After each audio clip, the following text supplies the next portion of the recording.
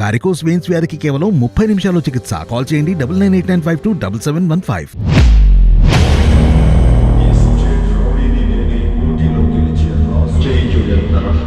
భారతమాత ముద్దు బిడ్డ పేరు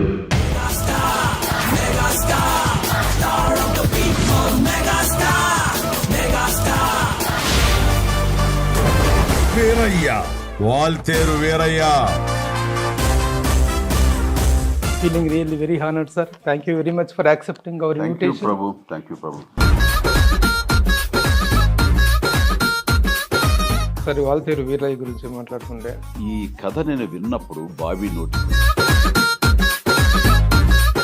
how do you appreciate or certify Raviteja's presence in the film? Ravi Teja bundle of power, energy. అది energy. Bobby ఒక fan, ఒక డైరెక్టర్. ఎక్కువ ఎవరు కనిపించారు తను మిమ్మల్ని డీల్ చేస్తున్నప్పుడు విధానం? అన్ని లక్షణాలు ఉన్న డైరెక్టర్ బాబీ. ఆ తర్వాతే ఫ్యాన్.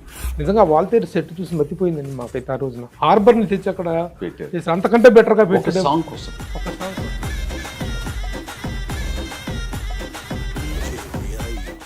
అన్నిటికంటే మరొక ఆనందాన్ని ఇచ్చే విషయం అదే ఎస్, అది ఇక ఎనలేని ఆనందం. మా ఇంటిల పాది ఎదురు చూస్తున్న కొన్ని విమర్శలు అనేటువంటి వాటికి మీరు ఇప్పుడు సమాధానం చెప్తారు. అలాంటి ఒక 3 ప్రశ్నలు మిమ్మల్ని అడుగుతాను నేను. మీకు మొగల్తూరులో ఉన్నటువంటి ఒక స్థలాన్ని, లైబ్రరీకి స్థలం అడిగితే కేవలం 3 లక్షల రూపాయల కోసం ఆ స్థలం అమ్మేసుకున్నారు. మనిషిని టార్నిష్ చేయాలి ఏదో. ఆ రోజుల్లో సుమన్ జైలు పాలైనప్పుడు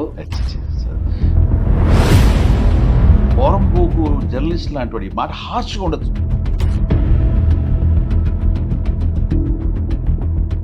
రెండు క్లారిఫికేషన్ అయిపోయి మూడోది ఒకటి అడుగుతాను. మీ మీద ఒకసారి విష ప్రయోగం జరిగింది అనేటువంటిది నిజమైన? ఆడాడు పిచ్చి అభిమాని అనుకుంటాడు. ఎప్పుడు సార్ ఏది జరిగింది? మరణ మృదంగం సరే వద్దు వద్దు వద్దు అన్నాను. ఆడు పట్టుకుని బలవంతంగా నోట్లో పెట్టేసాడు. ఇవి చాలా సిల్లీగా, చాలా ఇదిగా అనిపిస్తాయి. 3 అన్నదమ్ముల్ని ఓడగొట్టారు అనేటువంటిది ఒకప్పటి మీ సహనటి రోజా రీసెంట్గా చేసినటువంటి కామెంట్స్. వాళ్ళు ఏం మాట్లాడినా సరే వాళ్ళు విజ్ఞప్తిగా వదిలేస్తున్నాను. ఎన్నిసార్లు అక్క అక్క అని, సార్ సార్ అని. మీరు తమ్ముడికి రాజకీయంగా ఎలాంటి సపోర్ట్ ఇవ్వరా? తను కోరుకున్నది అవ్వాలని అనుకుంటాను తప్ప నేను మాత్రం పొలిటికల్గా. మీరు అంటిముట్టినట్టుగా ఉంటున్నారా లేకపోతే మీ పాలసీ ప్రకారం? నా పాలసీ ప్రకారం వద్దనుకుంటున్నాను. No more politics. అలా అని చెప్పి తమ్ముడు దూరం చేసుకోలేను కదా. నా తమ్ముడు, దట్స్ ఇట్. నా తమ్ముడు ఎప్పటికైనా నా తమ్ముడే, నా బిడ్డ లాంటి వాడే. కాపులను తీసుకెళ్లి ఖమ్మాలకు అమ్మేస్తారని చెప్పి రామ్ గోపాల్ వర్మ అనేటువంటి ఒక దర్శకుడు అన్స్టాపబుల్ షో అనేటువంటి దానికి చిరంజీవి గారు ఎప్పుడు వస్తారు అనేటువంటిది ఒక రాక మీ సమ్మతమా లేకపోతే మీకు వచ్చిన ఆహ్వానం?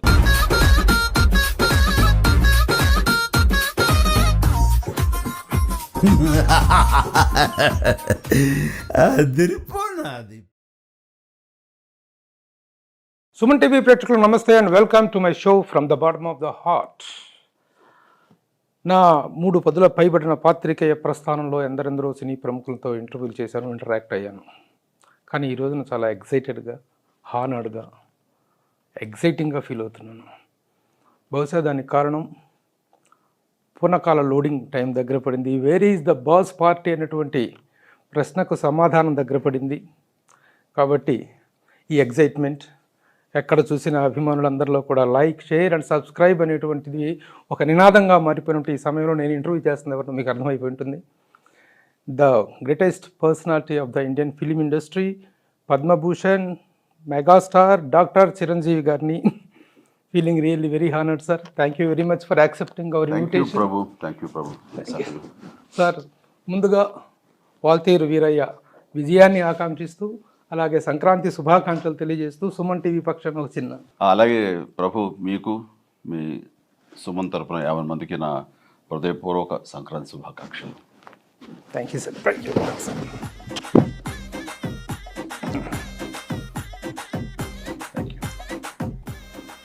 Thank you sir.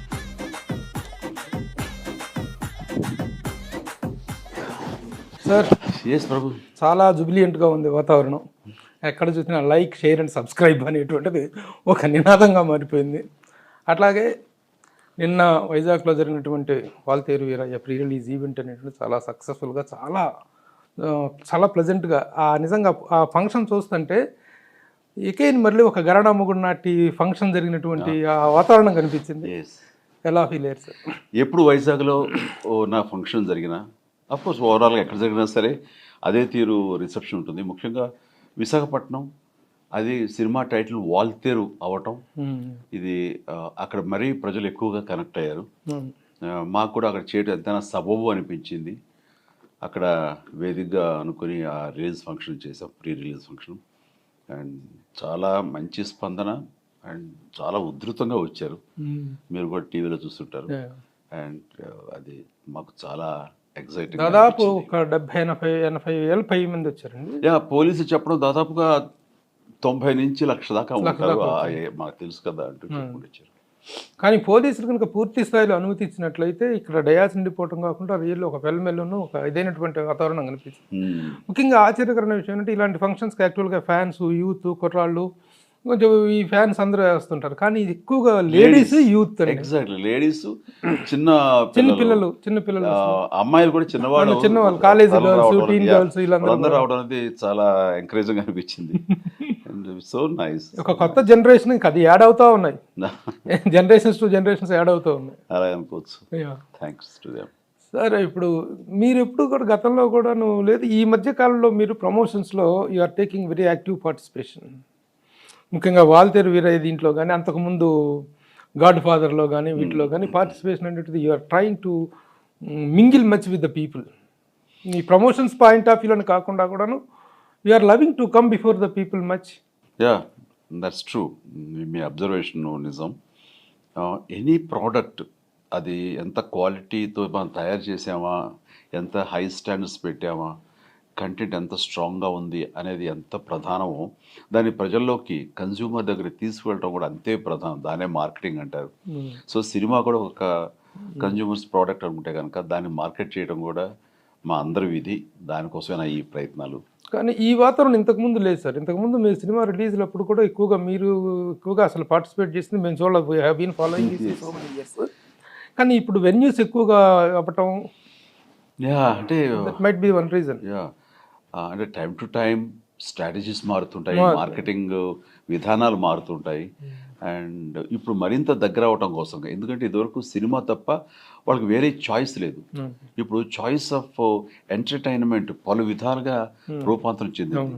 వాళ్ళు ఇంట్లో కూర్చుని కూడా సినిమా థియేటర్ రావాల్సిన అవసరం లేదు. బట్ అలా కాదు, సినిమా థియేటర్స్కి వాళ్ళని రప్పించే విధంగా మా వంతు ప్రయత్నం మేము చేయటం అనేది అనివార్యమైంది. అండ్ అందులో ఆ రకంగా వాళ్ళని ఆహ్వానించడం కూడా మా విధిగా, మా బాధ్యతగా ఫీల్ అవుతున్నాం. అందుకని ఈ కొత్త పొంతలు తొక్కుతున్నాం మనం. ఇప్పుడు మనం ఒకసారి వాల్తేరు వీరయ్య గురించి మాట్లాడుకుంటే, మీరు చేసినటువంటి టైప్ ఆఫ్ ఫిలిమ్స్కి దిస్ ఈజ్ కొత్త బ్రేక్ అండి. అంటే మనం అనుకుంటున్నట్టు ఒక ఠాగూరు, ఎంబీబీఎస్, శంకరదాస్ ఎంబీబీఎస్, స్టాలిన్, ఈ సినిమాల ధోరణి కంటే దిస్ టోటల్గా you have come back to your entertaining style. ఏంటి సార్ పర్టికులర్ రీజన్? వెరైటీగా మనం ఆవిష్కరించుకోవాలి టైం టు టైం అని ఎంతగా ఆలోచిస్తానో, right from beginning of my career నుంచి కూడా. ఇంట్లో రామ వీరకృష్ణ ఖైదీ అయిన టైంలో, మళ్ళీ ఒక స్టూడెంట్ ఇదిగా మంత్రి గారి వియ్యంకుడు, అతను శుభలేఖ వైవిధ్యం నా క్యారెక్టరు. అట్లాగా ఎప్పటికప్పుడు కొత్త విధానంగా కొత్తగా ఉండాలి, నన్ను నేను మోసలో ఇరికించుకోకూడదు అనుకుంటూ నేను చేసిన ప్రయత్నాలు ఎప్పుడు సఫలీకృతం అయ్యాయి. కానీ రాను రాను నన్ను వినోదభరితమైనటువంటి కమర్షియల్ ఇంగ్రీడియంట్స్ ఏమైతే ఉన్నాయో, ఉదాహరణకి fights, songs, comedy scenes, entertainment, ఈ టైప్ ఆఫ్ డ్రామా, వీటిలో ఎక్కువగా ఆదరించడం, ఇలాంటి సినిమాలకి ఒక పైచేయి అంటే ఎక్కువగా వాళ్ళు కొంచెం మోతాదు ప్రజల నుంచి అభిమానం దొరకటం, అలాగే కమర్షియల్గా ఆర్థికంగా కూడా రెవెన్యూస్ ఎక్కువ రావటం, ఇవన్నీ చూసిన తర్వాత అందరూ వీటిలో అయితేనే మనకి బాగుంటుంది, వీటిలో అయితేనే చిరంజీవిని ఎక్కువగా ఆదరిస్తున్నారు, వీటిలో అయితేనే మనకి ఎక్కువగా రెవెన్యూ వస్తుందని అలా ట్రాన్స్ఫార్మ్ అయిపోయి ఆ తర్వాత వచ్చే సినిమాల్లో ఘరానా మొగుడు కానివ్వండి, గ్యాంగ్ లీడర్ కానీ, ఇంట్లో మన ఇది ముఠా మేస్త్రి, ఇలాంటి సినిమాలన్నీ కూడా ఆ ఇదిలో వచ్చినాయి. నేను మోసలో ఉండకూడదు, ఆ ట్రాప్లో పడకూడదని నేను ఎంత అనుకుంటున్నా, బట్ అది దానిలో నేను చేయాల్సిన పరిస్థితులు వచ్చినాయి. But I enjoy it. ఎందుకంటే నా కోసం నేను చేసుకునే ప్రయత్నం కంటే వాళ్ళకి నేను ఏం ఇవ్వగలను అనే దాని మీద నా దృష్టి పెట్టడం అనేది నాకు తప్పనిసరి అయింది. అది తప్పకుండా చేయాల్సిన పరిస్థితి వచ్చింది. ఎందుకంటే ఇది కోట్ల మీద బిజినెస్ జరుగుతూ ఉండటం, అంతకంత రెవెన్యూ రాబట్టాల్సిన పరిస్థితి నెలకొని ఉంది. అలా రావాలి అంటే ఇలాంటి ఇంగ్రీడియంట్స్ అన్నీ కూడా మనం పొందుపరచాలి. అండ్ వాటిల్లో నా నిష్ణాత ఏంటి అన్నది, నా ఎక్స్పర్టైజ్ ఏంటి అన్నది ఆడియన్స్ చవి చూశారు. కాబట్టి అది మళ్ళీ కోరుకుంటున్నారు. అండ్ ఈ మధ్యకాలంలో మళ్ళీ నాకు కంబ్యాక్ తర్వాత నేను జనరల్ కమర్షియల్ సినిమా అయిన 150 ఖైదీ 150 చేశాను. అది చాలా ఆదరణకి నోచుకుంది. ఆ తర్వాత మళ్ళీ ఎప్పటి నుంచో నాలో ఒక ఫ్రీడమ్ ఫైటర్ సినిమా చేయాలన్న కోరిక సైరా ద్వారా తీరింది. దానికి మంచి అప్రిసియేషన్ వచ్చింది, వెల్ అక్లైమ్డ్ ఫిలిం. అయితే కమర్షియల్గా రావాల్సినంత ఇది రాలేదేమో అనుకుంటున్నాను నేను. ఎందుకంటే మేము ఖర్చు పెట్టినంత పోల్చుకుంటే రెవెన్యూ అంతగా రాలా. మామూలు సినిమాతో అయితే కనుక నాన్ బాహుబలి రికార్డ్స్ అన్ని కొట్టింది అది చాలా చోట్ల. ఒక్కోసారి కొన్ని ఏరియాలో అయితే కనుక, ఉత్తరాంధ్ర ఏరియాలో అయితే కనుక బాహుబలి 1 కూడా క్రాస్ చేసింది రెవెన్యూ పరంగా. సో అది ఆ రకంగా నాకు సాటిస్ఫాక్షన్ ఇచ్చినా సరే, బట్ పెట్టిన ఖర్చుకి అంతకంత తిరిగి రావాలి అంటే కనుక వాళ్ళు ఏం కోరుకుంటున్నారో అది మనం క్యాటర్ చేయగలగాలి. అండ్ ఈసారి ఆ తర్వాత సినిమా సరే అది అనుకోని పరిస్థితిలో అది మనం నోచుకోకపోయింది మంచి విజయానికి. తర్వాత ఒక గౌరవప్రదమైన హిట్ లభిస్తుంది అనుకున్నాను. గాడ్ ఫాదర్కి ఆ రకంగా వచ్చింది. నేను కూడా ఒక డిగ్నిఫైడ్ క్యారెక్టర్ చేయాలన్న కోరిక దాని ద్వారా తీరింది. అంతకంత నన్ను ప్రజలు కూడా ఆదరించారు. అది రీజనబుల్లీ గుడ్.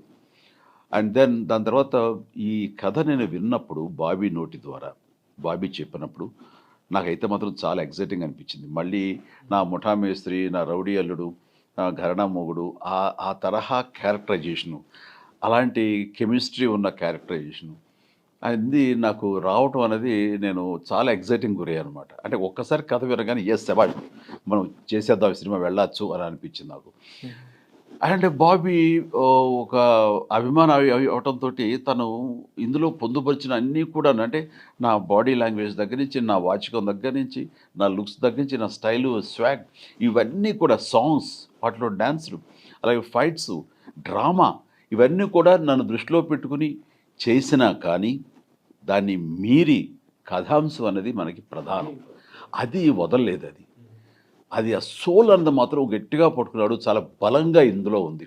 సోల్ అన్నది ఒక లేయర్లోకి లేదు. సూపర్ఫిషియల్గా ఈ కమర్షియల్ ఎలిమెంట్స్ నా ద్వారా కనపడుతున్నా, దాని నెక్స్ట్ లేయర్లో డెప్త్ ఉన్నటువంటి ఎమోషన్ ఉంది. దాని కింద లేయర్లో ఇంకా అనూహ్యమైనటువంటి ట్విస్టులతోటి ఆద్యంతో, అంటే లాస్ట్ సీన్ వరకు కూడా కూర్చోబెట్టేలా చేశాడు.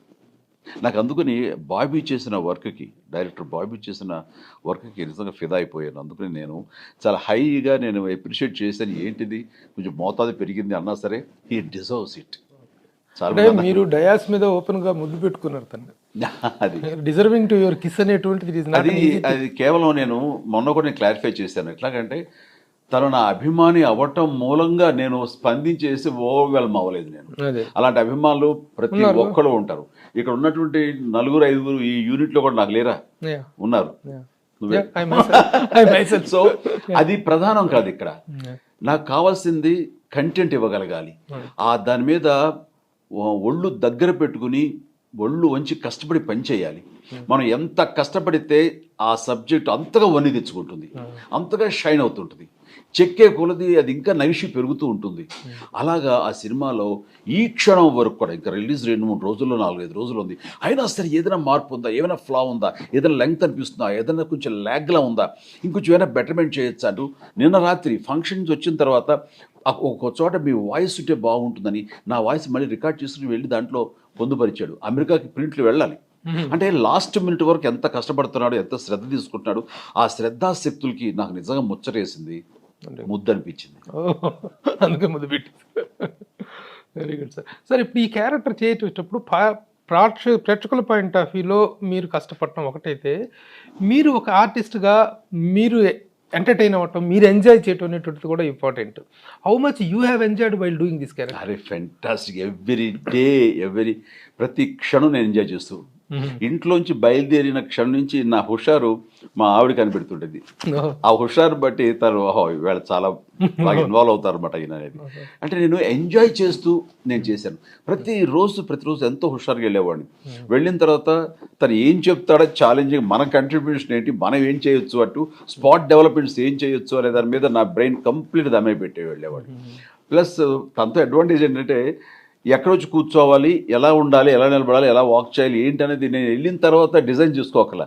నేను సెట్కి వెళ్ళటానికి ముందే తను కంప్లీట్గా అది ఆలోచించుకుని ఆ స్టైల్ అది పెడతాడు. అది అయిన తర్వాత చూస్తుంటే ఇంతకంటే నేను ఇంకేం చేస్తాను, ఇది చాలు అంటూ దాంట్లోంచి ఏదైనా కొంచెం ఇన్పుట్స్ ఇస్తుంటాను తప్ప.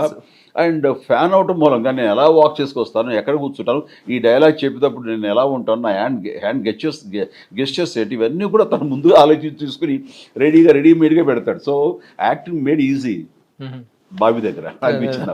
And fantastic. ప్లస్ కొన్ని ఏమో మేము అక్కడక్కడ కమెడియన్స్ అంతా ఉన్నారు, వాళ్ళతో కూర్చున్నప్పుడు సరదాగా కొన్ని రావటం, కొన్ని స్పాట్ అవన్నీ కూడా చేయడంతో ఉంది. అండ్ ఆర్టిస్టులు అందరూ కూడా ఇట్స్ స్టార్ స్టడెడ్ మూవీ అనుకుంటాను. అంతమంది ఆర్టిస్టులు ఉన్నారు, ప్రతిరోజు సరదాగా ఉంటుంది. Full enjoyed working with. Sir మామూలుగా మీ క్యారెక్టరైజేషన్ మనం ఒకసారి డిజైనింగ్ ఆఫ్ యువర్ క్యారెక్టర్ కనుక చూసుకున్నట్లయితే ఒక ప్రపోర్షనేట్ ఇదిలో వెళ్తుందండి.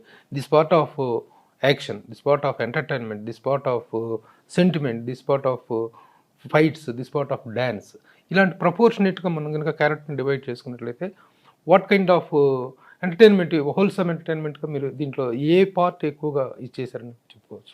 సూపర్ఫిషియల్గా ఎంటర్టైన్మెంట్, కామెడీ అండ్ పోరాట సన్నివేశాలు, సాంగ్స్ ఇవన్నీ ఉన్నా జనాన్ని కట్టి పడేసి బయటకు వచ్చిన తర్వాత వా ఇదే సినిమారా అని అనిపించే అంశం ఎమోషన్.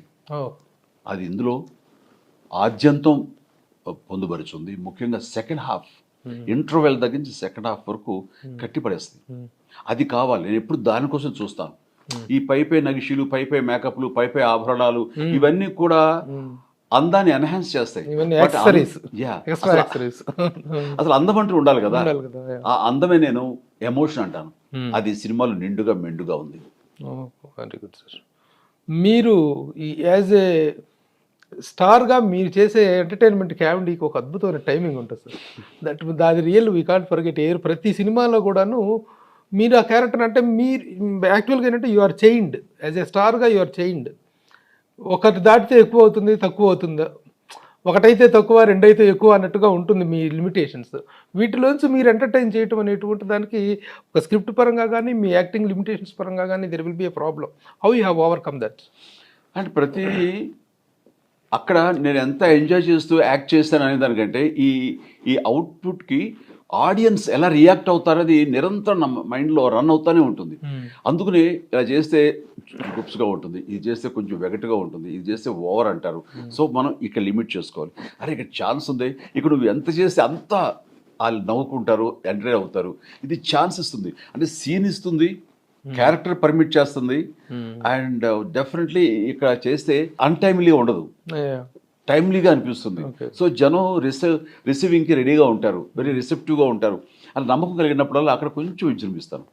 సార్ ఈ సినిమా విషయంలో మీరు క్యారెక్టర్ చేస్తున్నప్పుడు బాబీ తను మీకు సబ్జెక్ట్ చెప్పడం, మీరు యాక్సెప్ట్ చేయడం, ద సినిమా ఒక part of the film is script అంతా అయిపోయిన తర్వాత ఆల్ ఆఫ్ ఏ సడన్గా ఒక క్యారెక్టర్ రవితేజ్ అనేటువంటి ఒక క్యారెక్టర్ ఇంట్రడ్యూస్ అవ్వటం, ఆ ఇంట్రడక్షన్ అనేటువంటిది బిగినింగ్లో లేనిది మధ్యలో వచ్చినప్పుడు మీ స్క్రీన్ షేరింగ్ విషయంలో కానీ, the prominence of your character are his character, ఈ పాయింట్ ఆఫ్ వ్యూలో మీరు చాలా మైగ్నానిమేట్గా ఆలోచించారు. The way you have allowed the character అనేటువంటి దానికి చాలా అప్లాజ్. రవితేజ చెప్పేటట్టు బాబీ చెప్పారు తను. హౌ యూ యాక్సెప్టెడ్ దట్ అండి? సార్ ఆ మాత్రం ప్రొఫెషనలిజం లేకపోతే మనం ఇంత దూరం వచ్చేవాళ్ళం కాదు, ఇంత సుదీర్ఘం ప్రయాణం చేసేవాళ్ళం కాదు.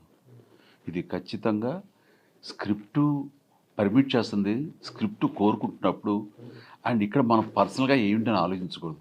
ఆ యొక్క స్పేస్ అవతల క్యారెక్టర్కి ఇచ్చిన రోజునే అది స్క్రిప్ట్కి పరిపూర్ణమైన సంపూర్ణమైన న్యాయం చేసిన వాళ్ళం అవుతాము.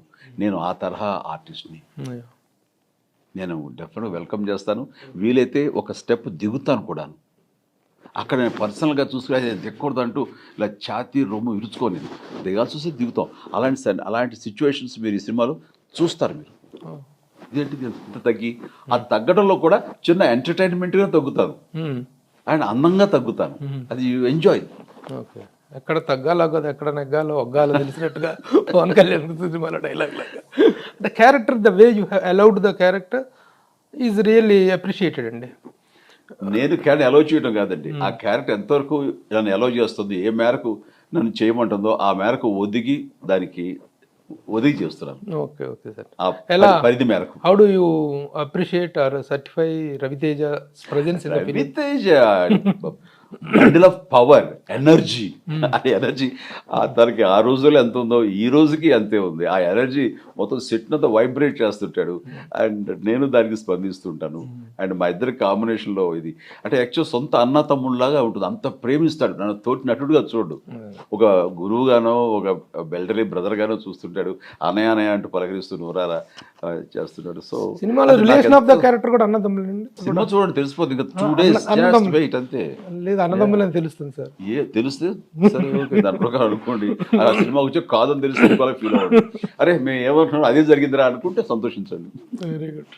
ఇక తను ఆ క్యారెక్టర్ని పొర్ట్రే చేసిన విధానం ఎలా ఉంది సార్ మీకు? ఆ రోజున అన్నయ్యలో చేసేటప్పుడు నిజంగా ఒక అన్నయ్యకి తమ్ముళ్ళలాగా ఉన్నాడు. ఈ రోజున అన్నయ్యకి ఒక ఆసరాగా ఎదిగినటువంటి స్థాయికి తను ఒక స్టార్గా ఎదిగాడు.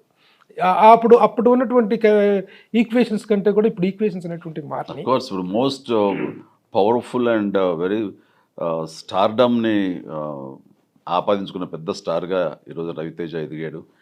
అండ్ 2022 ఎండ్ తన సూపర్ హిట్ ధమాకాతోటి ఒక విజయం అందుకున్న నటుడుగా 2023 ఆరంభం కూడా తను ఇంకొక విజయంతో నమోదు చేసుకుంటూ మోస్ట్ సక్సెస్ఫుల్ స్టార్గా ఎదిగాడు.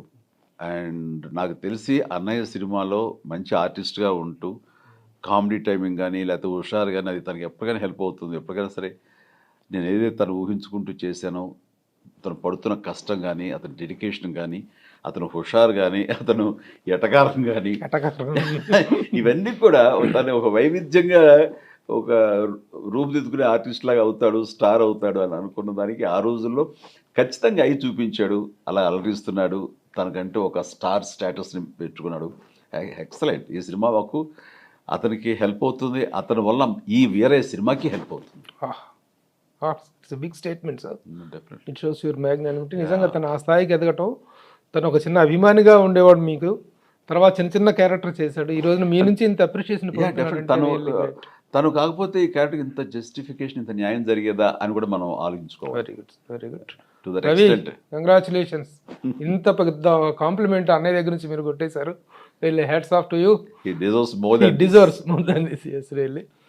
తర్వాత వచ్చేసి బాబీ, ఒక ఫ్యాను, ఒక డైరెక్టర్. మీరు మీకు ఎక్కువ ఎవరు కనిపించారు తను మిమ్మల్ని డీల్ చేస్తున్నప్పుడు విధానం? ఒక స్టార్ డైరెక్టర్ అయ్యే అన్ని లక్షణాలు నిండుగా ఆపాదించుకోబడిన అన్ని లక్షణాలున్న డైరెక్టర్ బాబీ. ఆ తర్వాతే ఫ్యాన్ అన్నది సినిమాకు సంబంధించి కోట్లకు సంబంధించిన వ్యాపారంలో ఫ్యాన్ అన్నది ప్రస్తుతం అప్రమేయం, దానికి విలువ లేదు. అది ఊరినే ఒంటోడు మిద్దరం గదిలో కూర్చున్నప్పుడు ఇద్దరం ఒకరినొకరు ఆనందంగా అనయ్య అంటే తమ్ముడు అంటూ ఇట్లాగా అనుకుంటాం. కానీ when it comes to film ఎంతో బాధ్యత, కోట్ల రూపాయలు, 100 కోట్ల రూపాయలు బాధ్యత, ఎంతోమంది భవిష్యత్తు, ఎంతోమంది వ్యాపారస్తుల దీనిలో ఇన్వాల్వ్మెంట్ ఉంది. వాళ్ళందరి యొక్క భవిష్యత్తు చూసుకోవచ్చు. అతి బాధ్యతాయుతమైనటువంటి రెస్పాన్సిబిలిటీ మా ఇద్దరికి ఉంది.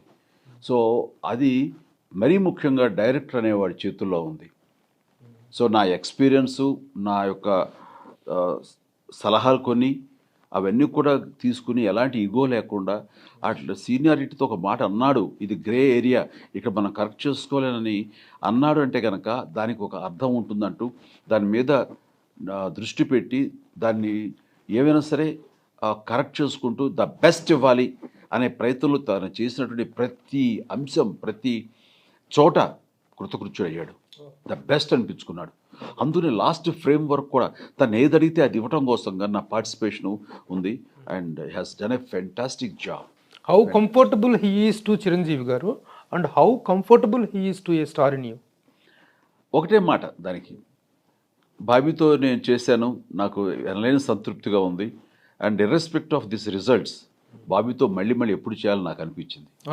బాబీ ఒక మాట అన్నాడు, అనయ్య ఇన్ని సినిమాలు చేశాను, నెక్స్ట్ సినిమా ఎవరితో చేయాలి అనే దాని మీద ఎవరితో చేయాలి, కానీ చేస్తే ఇంత హాయి ప్రయాణం నేను పొందగలనా, లైఫ్లో ఇదేనా, మళ్ళీ ఇలాంటి అవకాశం నాకు ఎప్పుడు వస్తుందా, ఇంత హాయిగా మరి ఎవరితో నేను చేయగలనా అంటూ నాకు ఎప్పుడు అనిపిస్తుంటుంది.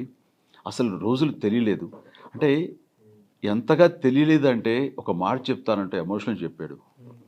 నాన్నగారి చావు కూడా, నాన్నగారు లేకపోవటం కూడా నాకు గుర్తు రాలేదు అన్నయ్య. ఎందుకంటే నాన్నగారు చనిపోయిన 2వ రోజు చిన్నదినం అయిపోయిన దగ్గర నుంచి 3 రోజు 4 రోజు వచ్చేసి నేను మీతో పనిచేశాను. ఆ సీన్లను తీసినప్పుడు నేను ఆశ్చర్యంగా చూస్తుండేవాడిని. ఇతను ఏంటి అంతా ప్రేమించాను, నాన్న కోసం అంత పరితపించేవాడు. నాన్నగారి కార్యక్రమాలు అయిపోయి చిన్నదినం అయింది, ఇంకా పెద్ద దినం కాలేదు, ఎవరైనా సరే పెద్ద దినం వరకు రానంటే రాకపోవటమే న్యాయం, కరెక్ట్ అది అని అందరం అనుకునేవాళ్ళం. కానీ వచ్చేసి దాని నుంచి డైవర్ట్ అవ్వాలి అండ్ మీతో చేయటం నాకు ఒక రకమైనటువంటి బాధకి నివృత్తిగా ఉంటుంది, నివారణగా ఉంటుంది. అందుకని నేను వచ్చేసానంటూ ఇన్వాల్వ్ అయిపోయి చేసేస్తున్నాడు. తను అంటాడు, అది నాన్నగారి నిష్క్రమణ కూడా నేను మర్చిపోయేలాగా ఉన్నాను చేశానంటే, అనయ్య మీతో ఎంత ఇదిగా నేను ట్రావెల్ అవుతున్నాను, ఎంత నేను ఈ దీంట్లో ఇన్వాల్వ్ అయిపోయి ఉన్నాను, నాకు ఆ పెయిన్ తెలియకుండా మీ సాంగత్యం నాకు ఉపయోగపడింది అంటూ అతను ఎన్నిసార్లు ఆ మాట అన్నాడు. అట్లాగే మిగతాగా మీరు చేసినప్పుడు డైరెక్టర్స్ కూడా అంతా యంగ్ జనరేషన్ డైరెక్టర్స్ వెళ్తున్నారు. నెక్స్ట్ మెహర్ రమేష్ చూసుకున్న తర్వాత మిగతా వెంకీ కుటుంబాలు అన్నారు. ఇప్పుడు తనతోటి అంతకుముందు చేసింది మన ఇతనితోటి గాడ్ ఫాదర్ కానీ. What is the reason that you are particularly going with the youngsters? Sir యంగ్స్టర్స్కి ఉండే అంటే old wine in a new bottle అనుకోండి. వాళ్ళ విధానాలు కానివ్వండి, వాళ్ళ తీతలు కానివ్వండి, వాళ్ళ ఆలోచనలు కానివ్వండి, వాళ్ళ ప్రజెంటేషన్ కానివ్వండి, వెరీ కాంటెంపరీగా ఉంటుంది అండ్ మోసపోసే విధంగా ఉండకూడదు. అండ్ నాలాంటి ఆర్టిస్ట్ తోటి కొత్తగా వాళ్ళు ప్రజెంట్ చేయగలిగితే అది ప్రజలకి, ప్రేక్షకులకి అది చాలా ఆహ్లాదంగా ఉంటుంది. వాళ్ళకి కావాల్సిన హీరో, వాళ్ళు చిన్నప్పటి నుంచి లైక్ చేసిన హీరోని ఇప్పుడు కాంటెంపరీగా కొత్త విధానంగా వాళ్ళు చూస్తుంటే కనుక దట్స్ ఇట్, వాళ్ళ ఎంజాయ్మెంట్కి అంతా ఇంత ఉండదు. ప్రొవైడెడ్ సబ్జెక్ట్ కంటెంట్ కనుక బాగుంటాయి. సో దానికి యంగ్స్టర్స్ ఉపయోగపడతారు. యంగ్స్టర్స్ ఆలోచనలు, వాళ్ళ లేటెస్ట్ టెక్నాలజీ, వాళ్ళ ప్రజెంటేషన్ ఇవన్నీ కూడా దోహదపడతాయి. ఆ స్వార్థం దృష్ట్యా నేను యంగ్స్టర్స్తో చేయడానికి ఇష్టం. ఈ యంగ్స్టర్స్లో మీరు ఎక్కువగా స్టార్ట్ చేసింది వివి వినాయక్తో అండి. ఎస్, అవును. వివి వినాయక్తో మళ్ళీ ఆ సినిమా ఒకటి ఉంటుంది. Any time I love that VV Vinayak. తమ్ముళ్ళు అంటాడు, నోరారా ఎప్పుడు అన్నయ్య అన్నయ్య అంటూ పలికించి నా సొంత తమ్ముళ్ళగా ఫీలింగ్ వినాయక్. వినయ్ నా ప్రిఫరెన్స్ అయితే ఎప్పుడైనా సరే ఎనీ కమర్షియల్ సినిమా మళ్ళీ వినయ్తో చేయాలి, దానికి వినయ్ సమ్మాయితో రావాలి తప్ప నా నుంచి ఎప్పుడు తలుపు తెరిచే ఉంటాయి. వస్తున్నాడా సార్? తను అడగాలి, మిమ్మల్ని అడుగుతాను. మీరు తను ఇప్పుడు హీరోగా తెలిసింది, మీ వైపు నుంచి వచ్చిన కన్ఫర్మేషన్ కానీ అంటే ఏదైనా సరే ఎవరికైనా సరే సబ్జెక్టు అనేది కుదిరితే కనుక తను రావటానికి ఆనందంగా వస్తాడు, నేను ఆనందంగా ఎదురు చూస్తాను. Very good sir. సార్ ఇప్పుడు ఈ సినిమాకి సంబంధించిన వరకు నెక్స్ట్ డిఎస్పి మ్యూజిక్ బిగినింగ్లో ఒక్కొక్క సాంగ్ రిలీజ్ అయినప్పుడు కంటే కూడాను గ్రాడ్యువల్గా ద మ్యూజిక్ అనేటువంటిది ఒక వైన్ లాగా ఎక్కింది. ముఖ్యంగా ఫోన్ కాల్ కానీ, బాస్ పార్టీ కానీ, ఈ సాంగ్స్ ఇవి బాగా ఎక్కినాయి. What is your compliment on his music? తను ఎప్పుడు ఏ సాంగ్ ఇచ్చినా సరే ఇది బాగుండలేదు ఇంకోటి కొడతావా అని నాకు తెలిసి నేను ఎప్పుడు అడగలేదు. అసలు ఆప్షన్స్ ఇవ్వడానికి కాదు, మనకు అక్కర్లేదు, ఆ అక్కరకు రాదు. తను ఏది ఇస్తే అది చాలా బాగుంటుంది అనిపిస్తుంది. ఇక్కడ కథను తెలుసుకుని, మూడ్ తెలుసుకుని, దాన్ని బట్టి తను ఆలోచించి కంపోజ్ చేస్తాడు. మన సినిమా గురించి మనం ఎంత ఆలోచిస్తామో సబ్జెక్ట్ పరంగా, ఇది కూడా తన సినిమానే, తనకి ఏం కావాలో తెలుసు. సో దానికి ఎంత ఆలోచిస్తాడో తెలుసు. అంత ఆలోచించి ఇచ్చిన వ్యక్తిని మనం విని సౌండ్ వినగానే మనం ఏదో గొప్ప ఇదిగా పెద్ద బాగుండేదా మళ్ళీ కూడా కొట్టు అని అనలేము. తను ఇచ్చింది నర్చర్ చేసి ఇచ్చింది, మనం కూడా అంత ఇదిగా దాన్ని ఆస్వాదించి 1-2 సార్లు వింటూ ఉంటే కనుక అది ఫ్యూచర్లో ఎలాగా రిసీవ్ చేసుకుంటారో మనకి తెలిసిపోతుంది. అట్లాగా ఇచ్చిన ప్రతి సాంగు 1-2 సార్లు వింటూ ఉంటే ఇంకా మనకి ఆస్వాదిస్తుంటాం. అలాగా అలాగే ఏ ఒక్క సాంగ్ కూడా ఇంకోటి కొట్టు అనే అవకాశం ఇవ్వలేదు తను అంతా ఆలోచించి తను ఎన్నో డిస్కార్డ్ చేసుకుని ఇది పెర్ఫెక్ట్ అనుకున్న తర్వాతే మన ముందు పెడతాడు. ఆ రకంగా ప్రతిదీ కూడా నాకు వావ్ అనిపించింది. అండ్ ఈజీగా ఉంటుంది, చిన్న పిల్లల సైతం పాడుకునేలాగా ఉంటుంది. ఇప్పుడు మా ఇంట్లో 3 ఏళ్ల పాప కూడా ఆ సాంగ్స్ పాడేస్తుంది. అండ్ ఇది పూర్వకాలు లోడింగ్ అంటూ కానీ బాసు వేర్ ఇస్ పార్టీ అంటూ ఈ మాటలు అంటుంటే ఆ స్థాయి వాళ్ళు కూడా అది ఎక్కే లెవెల్లో ఉంది అంటే ఆ క్రియేట్ గోస్ టు డిఎస్పి. పూర్వకాల లోడింగ్ మీరు వాయిస్ ఇచ్చారు కదా సార్. అవును అది అయిపోయి రికార్డింగ్ అయిన తర్వాత మధ్యలో వచ్చి మీ వాయిస్ తీసుకున్నాడు అతను. అవును, అంటే బిగినింగ్ లో అనుకున్నాడు, బిగినింగ్ తను ఇచ్చాడు వాయిస్. ఇచ్చిన తర్వాత మీరు చేస్తేనే బాగుంటుంది, ఎందుకంటే ఇదేమి రాగయుక్తంగా ఏం చెప్పక్కర్లేదు, ఏమి తాళం రాగం తాళం ఏం అక్కర్లేదు. అందుకని మీరు మామూలుగా మీరు చెప్తే చాలు, అంత ఈజీగా ఉంటుంది అన్నారు. దాంతో మేము ఇచ్చాము. You are full happy with the music. Very ఎందుకంటే అంటే అసలు పాటలు ఒక ఎత్తు, ఆర్ఆర్ మరొక ఎత్తు. అసలు ఎక్కడికో పెంచేస్తాడు హీరోయిజాన్ని. కథాపరంగా హీరోయిజం ఉన్నదాన్ని ఎన్నో ఎంతలు దాన్ని పెంచేసి చూపించాడు. అసలు అంటే గగుర్పాట్ అనేది మామూలు మాట. ఈ మధ్య కాలంలో యాక్చువల్గా అండి ఒక మ్యూజిక్లో ఆల్ సాంగ్స్ హిట్ అవటం అనేటువంటిది వచ్చే ఒక ఆల్బంలో 1 or 2 సాంగ్స్ హిట్గా ఉంటాయి. ఒకవైపు ప్రీవియస్గా మనం చూసుకుంటే మీ కాంపౌండ్లోనే ఒక రంగస్థలం, ఒక పుష్ప, ఇప్పుడు ఇది వరుసగా అదే పుష్ప, ఒకవైపు రంగస్థలం, నెక్స్ట్ పుష్ప, ఇప్పుడు దీంట్లోకి వచ్చినా కూడా మ్యూజిక్ అనేటువంటిది ఆల్ సాంగ్స్ చార్టర్ బస్ట్, ఇది చార్ట్ బస్ట్ అంటారు సార్, ఆ విధంగా ఇవ్వటం అనేది జరిగింది. ఆల్ సాంగ్స్ హిట్ అవటం అనేది that is to be appreciate.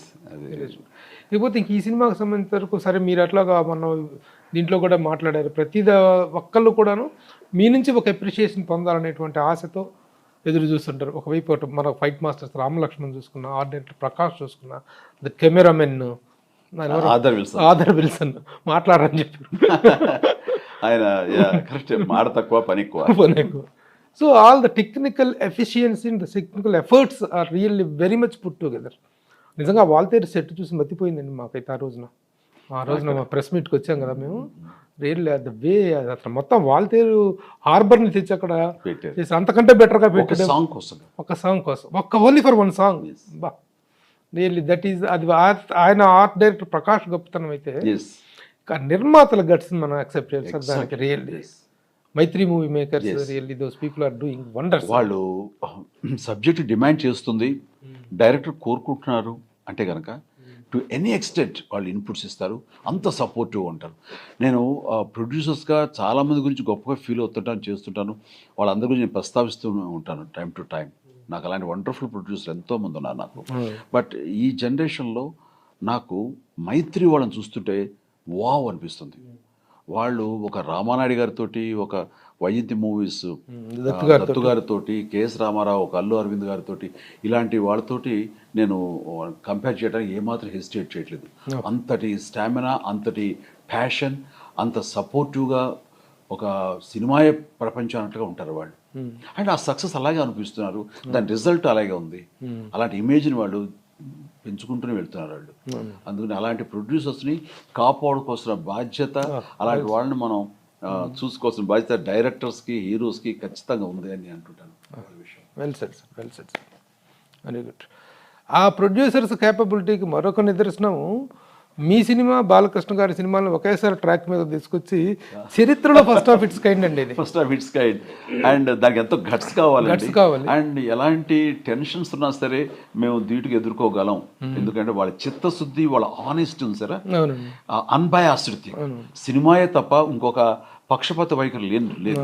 అలాంటి వాళ్ళు ఈ సినిమాకి మేము న్యాయం చేకూరుస్తామని ఆ ధైర్యంతో ఈ సినిమాలు చాలా సమర్థవంతంగా రిలీజ్ చేయటం అనేది ఇట్స్ కత్తిమీద సాంగ్ లాంటిదండి. ఇద్దరు టాప్ హీరోస్ సినిమా రిలీజ్ చేయాలంటే ఎక్కడ ఏది కొంచెం అటు ఇటు ఉన్నా సరే రెండో సైడ్ నుంచి మాట్లాడాల్సి వస్తుంది. ఆ టెన్షన్స్కి ఏం గురవట్లేదు. మేము రెండింటికి న్యాయం చేస్తాం. రెండు కళ్ళు అన్నట్టుగా వాళ్ళు వెళ్తున్నారు. అందుకు నాకు కూడా ఎవరిని అడుగుతుంటే వాళ్ళే ఇవి వాళ్ళ బిడ్డలు, ఏ బిడ్డకి అన్యాయం చేసుకుంటారు వాళ్ళు, ఏ కంటిని పొడుచుకుంటారు. అందుకు 2 ఆడాలి, 2 ఆడతాయి సార్. ఈ 2 సినిమాలు ఒకేసారి ట్రాక్ ఎక్కుతున్నాయి, ఒకేసారి రిలీజ్కి రెడీ అవుతున్నాయి అన్న విషయం మీకు ఎప్పుడు తెలిసింది సార్?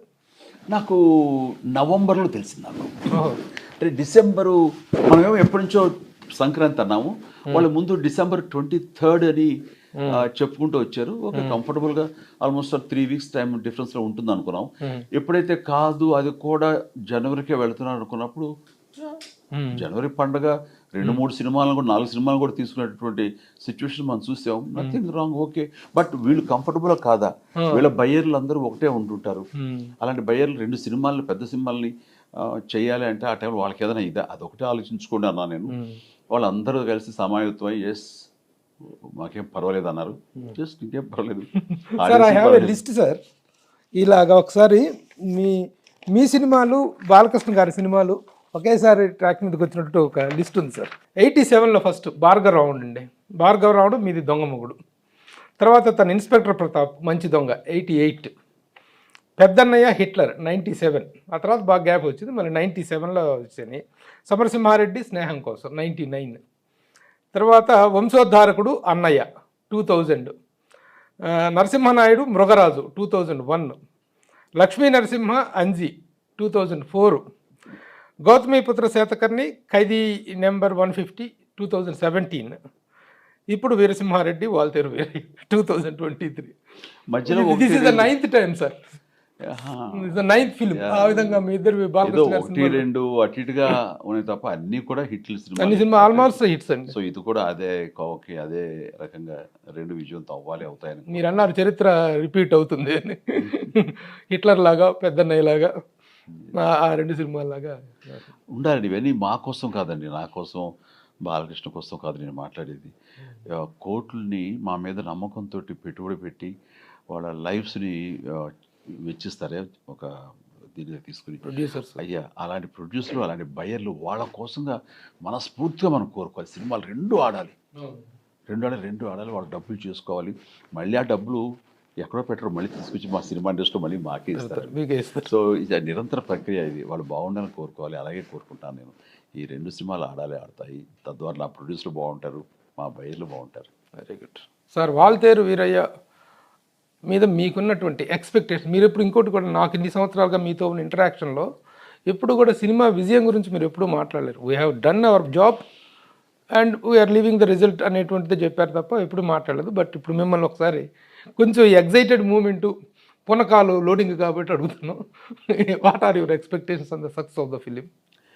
అంటే ప్రతి సినిమా ఆడాలి, ఆడుతుందని అనుకుంటాం. బట్ మనం మానవ మాతృలం, కొన్ని రిజల్ట్స్ మనకు అతీతంగా ఉంటాయి, వాటిని ఎక్స్పెక్ట్ చేయలేం. సో అందుకని మనం ఆచితూచి మాట్లాడితే బెటరు. మన చేతుల్లో లేదు. భగవద్గీత అన్నట్టుగా పనిచేయడం వరకే తప్ప రిజల్ట్ అనేది మన చేతుల్లో లేదు. అలా అనుకుని నేను ఆ జాగ్రత్తతో ఎప్పుడు మాట్లాడతాను. అండ్ మాట్లాడేటప్పుడు తెలియకుండా అంతర్లీనంగా సినిమా ఎలా ఉందో గ్రహించగలరు ఇలాంటి నిష్ణాతులు నా ఎక్స్ప్రెషన్లో. బట్ ఈ సినిమా కొంచెం నేను కొంచెం సంతోషంతో పనిచేసిన విధానం కానీ, సంతృప్తికరంగా ఎంత వచ్చిందో ఇవన్నీ చెప్తుంటే కనుక ఆహా అంటే ఈ సినిమా కొంచెం బెటర్గా ఉన్నట్లుందే అని అనుకోవచ్చు మీరు. ఎస్, ఏమాత్రం డిసప్పాయింట్ చేయదు. దీన్ని నమ్ముకున్న వాళ్ళకి అది న్యాయం చేస్తుంది. Okay sir. ఇంకొక విషయం మర్చిపోవటం ఏంటంటే, ఈ శృతి హాసన్ మీ సినిమాలో ఉంది, ఆ సినిమాలో ఉంది. ఇద్దరు ప్రొడ్యూసర్లు కామన్, హీరోయిన్లు కామన్ అనేటువంటిది ఈ సినిమాల విషయంలో కామన్ మ్యాటర్. ఎలా, how do you compliment that heroine? Heroines విషయంలో వాళ్ళకి ఇలాంటివి తారసపండి గతంలో కూడా. ఒకే సీజన్లో రిలీజ్ అయిన సినిమాల్లో వాళ్ళు ఉండటం అనేది కూడా నేను చాలాసార్లు చూశాను. But it's one of its kind అంతే. ఐ మీన్ బాగుంది అమ్మాయి. ఓకే, ఇప్పుడు వాల్తేరు వీరయ్యకి కాసేపు సెలవిచ్చి మనం we will talk the remaining things sir. చాలా ఉంది. First of all congratulation sir. 2022లో శుభవార్తలు విన్నాము చాలా చక్కగా. The popular person of the industry 2022 అనేటువంటి ఒక అవార్డు మీకు నేషనల్ స్థాయిలో అవార్డు రావటం అనేటువంటి ఒకటి. అట్లాగే తనకు కూడాను, రామ్ చరణ్కి కూడాను ఒక మంచి నేషనల్ డయాస్ మీద. ఎందుకంటే మీరు ఎప్పుడు కూడా బాధపడుతుండేవారు, ఒక జాతీయ వేదిక మీద తెలుగు వారికి దక్కాల్సిన గౌరవం గురించి మీరు ఎప్పుడు మాట్లాడుతుంటారు. ఆ విషయంగా 2 అవార్డులు ఒక జాతీయ స్థాయిలో మీ ఇద్దరికి, తండ్రి కొడుకులు ఇద్దరికి వచ్చినాయి. How you are feeling about that? అది చాలా యాదృచ్ఛికం. అది నాకు best personality of the film personality of the year 2022 అని నాకు రావడం, వచ్చిన 5 రోజుల్లోనూ మళ్ళీ తనకి future legendary young future legend award legend award అలాంటిది ఏదో తనకి ఎన్డీటీవీ ఎన్డీటీవీ చాలా స్టాండర్డ్ అవార్డు అది. event. సో అలాంటి అవార్డు రావడం అనేది చాలా సంతోషం అది. అండ్ తన సినిమా త్రిపులారు ఏ స్థాయికి హిట్ అయిందో, దానికి అందరూ ఎంత మంచి పేరు వచ్చిందో నాకు తెలుసు. అట్లాగే నా సినిమా కూడా గాడ్ ఫాదరు ఆ సినిమా చేయటం, ఇప్పుడు ఇదిగో ఈ సినిమా, ఇవన్నీ చూస్తుంటే ఇవన్నీ నాకు ఆనందాన్ని ఇచ్చే విషయాలు. అన్నిటికంటే మరొక ఆనందాన్ని ఇచ్చే విషయం అదే ఎస్, అది ఇక ఎనలేని ఆనందం. అది మా ఇంటిలపాది ఎదురు చూస్తున్న సంగతి శుభార్త, తను తండ్రి కాబోతున్నాడు అన్నది అది ఎనలేని సంతోషాన్ని, చాలా ఎమోషనల్కి గురయ్యే విషయం అది. అది కూడా 2022లోనే మాకు అది మా చెవిన పట్టం అన్నది, వాళ్ళ కడుపులో పట్టం అనేది అది మాకు ఎనలేని సంతోషం ఇస్తుంది. మా ఇంటిలపాది చాలా ఆనందంగా ఉన్నాం. ఎప్పుడు వస్తుందా ఆ నెల అనేది ఎదురు చూస్తున్నాం ఈ 2023లో. ఎప్పుడు ఇచ్చారు సార్ డేట్? తెలీదు, కరెక్ట్గా మేబీ ఆగస్ట్ అయితే చాలా బాగుండు. ఆగస్ట్ 22 అయితే ఎదిరిపోతుంది. ఉంటుంది కదా సార్, మేబీ 1 month అటు ఇట్లా ఉండొచ్చు. Okay okay okay. So these are all the very happy moments sir. తర్వాత how you are feeling about your career? ఎందుకంటే 45 years ఆఫ్ దీంట్లో 46th year నడుస్తుంది. How your feeling sir? మీరు మొన్న కూడా అంటున్నారు అయిపోయింది నాకు, I have seen enough in the life and I want to put myself to the cause of the society అనేటువంటి ఒక సెన్స్లో మీరు అద్భుతమైన అంటే అది యాజ్ పర్ సంపాదన పరంగా అన్నాను తప్ప నా ప్యాషన్ టువర్డ్స్ ఫిల్మ్స్ పరంగా అనలేదు. అది ఎప్పుడు ఒక దాహార్దిగానే ఉంటాను నేను, ఎప్పుడు ఆకలితోనే ఉంటాను, అర్ధాకలితో ఉంటాను నేను. కాబట్టి అది ఇంకా కావాలని కోరుకుంటాను. ఆ విషయంలో మీ విషయంలో ఒక విషయాన్ని గుర్తు చేస్తాను మీకు విషయం గుర్తు చేస్తాను. ఒకసారి మిమ్మల్ని స్టాలిన్ టైంలో ఇంటర్వ్యూ చేస్తూ నేను అడిగాను మిమ్మల్ని, సార్ మీ కుటుంబం నుంచి ఒక వారసుడు వస్తున్నాడు, ఎలా హౌ యూఆర్ ఫీలింగ్ సార్ అని అడిగితే, రానివ్వండి ఆ కెరటాన్ని కూడా ధీటుగా ఎదుర్కొంటాను చెప్పారు. అలాగే you are really still love competing with the younger generation. Ram చరణ్తో పోటీ పడతారు, అల్లు అర్జున్తో పోటీ పడతారు, అందరితో పోటీ పడతారు, ఎన్టీఆర్తో, అందరితో పడతారు మీరు. ఫన్, అది సరదాగా ఉంటుంది. అది కొడుకు కానివ్వండి, మేనల్డ్ కానివ్వండి, బిడ్డ లాంటి ఇద్దరు ఆర్టిస్టులు కానివ్వండి, వాళ్ళతోటి పోటీ పడటం అనేది అందమైన అనుభూతి, అది బాగుంటుంది. పోటీని కాదు సార్, పోటీని మాటలతో ఉంచడం లేదు మీరు, వాళ్ళకంటే ఎక్కువ సినిమాలు చేస్తున్నారు మీరు. ఆన్ సెట్స్ 4-5 films పెట్టుకుంది మీరు, వాళ్ళకి లేవు. వాళ్ళకి ఒక సినిమా 2 సినిమాలు అయ్యేటప్పటికే లేకుండా పోతున్నారు, రిలాక్స్ అయిపోతున్నారు. That is where we have to congratulate you sir. ఇక అలా కష్టపడి చేయకపోతే దానికి న్యాయం చేయనట్లే. న్యాయం చేయనప్పుడు నేను మొన్న కూడా అన్నాను, వదిలేసుకోవాలి. అలా సినిమాలు కావాలి అనుకుంటే ఒళ్ళు వంచి పని చేయాలి. అండ్ అంత న్యాయం చేయగలిగినప్పుడే సినిమాలు యాక్సెప్ట్ చేయాలి. నేను ఆ రకంగా సినిమాలు నాకు రావటం పట్ల ఇంకా ఆ ప్యాషను, ఆ కష్టపడాలి. సినిమా ఉండి షూటింగ్ ఉంటేనే హుషారుగా ఉంటున్నా ఆ రోజున. షూటింగ్ లేని రోజున ఏదో కామ్గా లక్కువ ఉంటానేమో, ఏమైనా ఫ్రెండ్స్ వస్తే మాట్లాడడం తప్ప. నేను ఫుల్ రీజన్యువేట్ అయ్యేది అండ్ ఎనర్జెటిక్గా ఫీల్ అయ్యేది, హుషారుగా ఉండేది మాత్రం సినిమా షూటింగ్ ఉన్న రోజున, సినిమా ఉన్న రోజు. అండ్ అందుకనే అది కావాలి. అండ్ మీరు అన్నట్టుగా ఇన్నేళ్ల సినిమాలో అన్నీ అనుభవించాను, సంతృప్తి చెందాను, ఆ కంటెంట్మెంట్ ఉంది అంటే ఇన్ టర్మ్స్ ఆఫ్ రెవెన్యూ కానీ, ఇన్ టర్మ్స్ ఆఫ్ నాకు సంపద కానివ్వండి ఉద్దేశం తప్ప, సినిమాల పరంగా మాత్రం ఆకలి ఇంకా ఉంది, ఇంకా అరులు చూస్తున్నాను, కావాలి టిల్ ద లాస్ట్ బ్రీత్ అనిపిస్తుంది. ఎందుకంటే నేను ఇది చాలు అనుకుని వేరే చోటకు వెళ్ళాను, అది కూడా చేస్తే న్యాయం చేశాను. రాణించకపోవడానికి కారణం వేరే తప్ప అక్కడ న్యాయం చేయక కాదు, నా డ్యూటీస్ని ప్రాపర్గా షెడ్ చేయక కాదు, నా ధర్మం నేను చూపించక కాదు, అన్నీ చూపించాను తెలుసు నాకు. కానీ ఇందులో మళ్ళీ తిరిగి వచ్చిన తర్వాత చూస్తే రెండిటికి తేడా సుస్పష్టంగా కనిపిస్తుంది నాకు. ఇక్కడ ఉండే ప్రేమ అంతా ఇంత కాదు, ఇక్కడ ఆదరణ అసలు ఏమి ఎక్స్పెక్ట్ చేయరు, అక్కడ ఎక్స్పెక్ట్ చేసి దాని ద్వారా వాళ్ళు నీకు వర్డిక్ట్ చూపిస్తారు, తీర్పునిస్తారు. ఇక్కడ అలా కాదు, సినిమా కొంచెం బాగుంటే చాలు నేను భుజం మీద పెట్టుకుని నెత్తి మీద ఊరేగిస్తారు ఇక్కడ. అండ్ మిగతా అన్ని రకాల కంఫర్ట్స్, మర్యాదలు, ఆ ఆదరణ, ఆ కరిస్మా, ఇట్ ఈస్ సార్. ఇక ఎన్నాళ్ళు చేస్తారు సార్ ఈ యంగ్ వేషాలు మీరు? ఎన్నాళ్ళకు పాటు ఇక ఈ యంగ్ చరిష్మాని, ఈ యూత్ఫుల్ యాక్షన్ హీరోయిజాన్ని మీరు కంటిన్యూ చేయగలరు? ఇప్పుడు నేను అనుకుని చేస్తున్నానా, అది వాళ్ళు కోరుకుని వాళ్ళు చేయించుకుంటున్నారు అంతే. అది వాళ్ళని అడుగు నా ప్రశ్న ఆడియన్స్. మిమ్మల్ని మీరు కానీ రజనీకాంత్ గారు కానీ కమల్ హాసన్ గారు కానీ అందుకని ఇది నేను కోరుకుని నేను చేస్తుంటే ఆన్సర్ చెప్పగలను. వాళ్ళు కోరుకుంటున్నారు, చేస్తున్నాం. క్యారెక్టర్స్ లో ఎనర్జీ చూపిస్తున్నారు మీరు. Yes. అది మొన్న అన్న మాట కూడా అదే కదా, చాచి పెట్టి కొట్టినట్టుగా అనిపించింది ఆన్సర్. అంటే చాలా రిఫ్లెక్టివ్ ఆన్సర్ ఇచ్చారు మీరు. చెయ్యకపోతే బెటర్ క్విట్, అది చెయ్యలేకపోతే క్విట్ ఇట్ అనేటువంటిది ఎక్కడైపోండి ఆన్సర్ చాలా బాగా వచ్చింది. అంతేగాని అవకాశం ఉంది కదా ఏదో చేద్దాం లేటో కాంప్రమైజ్ అయ్యి అరాకొరా మనసు పెట్టి చేయొద్దు, రిలాక్స్డ్ గా చేయొద్దు. టేక్ ఇట్ యాజ్ గ్రాంటెడ్ గా. ప్రాణం ఖరీదప్పుడు పునాదిరాలప్పుడు ఎంత ఆకలితో ఉంటాం, ఎంత అరులు చేస్తుంటాం మనం. అది ఈ రోజుకి ఉండాలంటున్నాను. లేదంటే నువ్వు న్యాయం చేయనట్లే. అలాంటప్పుడు బెటర్ క్విట్ అండ్ గో. ఈ సినిమాలో ఆర్థర్ విల్సన్ కెమెరామెన్, ఆయన ఎక్కువ మాట్లాడు, చాలా తక్కువ మాట్లాడతాడు. నేను 8 days ఒక వాటర్ ఎపిసోడ్ చేశాను ఇందులో. అక్కడే ఉండి అదే వాటర్ మీద పడుతూ ఆ స్టాగ్నెంట్ అయిన వాటర్ మార్చడానికి కూడా టైం లేదు, ఎందుకంటే మారిస్తే 1 day షూటింగ్ ఆపాలి. అలా ఆపితే కనుక కాల్షిట్ పోతుందని నేనే పర్వాలేదు అని ఆ నీళ్లు మీద పడుతుంటాయి, పైనుంచి రెయిన్ పడుతుంటుంది. ఇలాగా 9 రోజులు 8 రోజుల పాటు నేను చేశాను.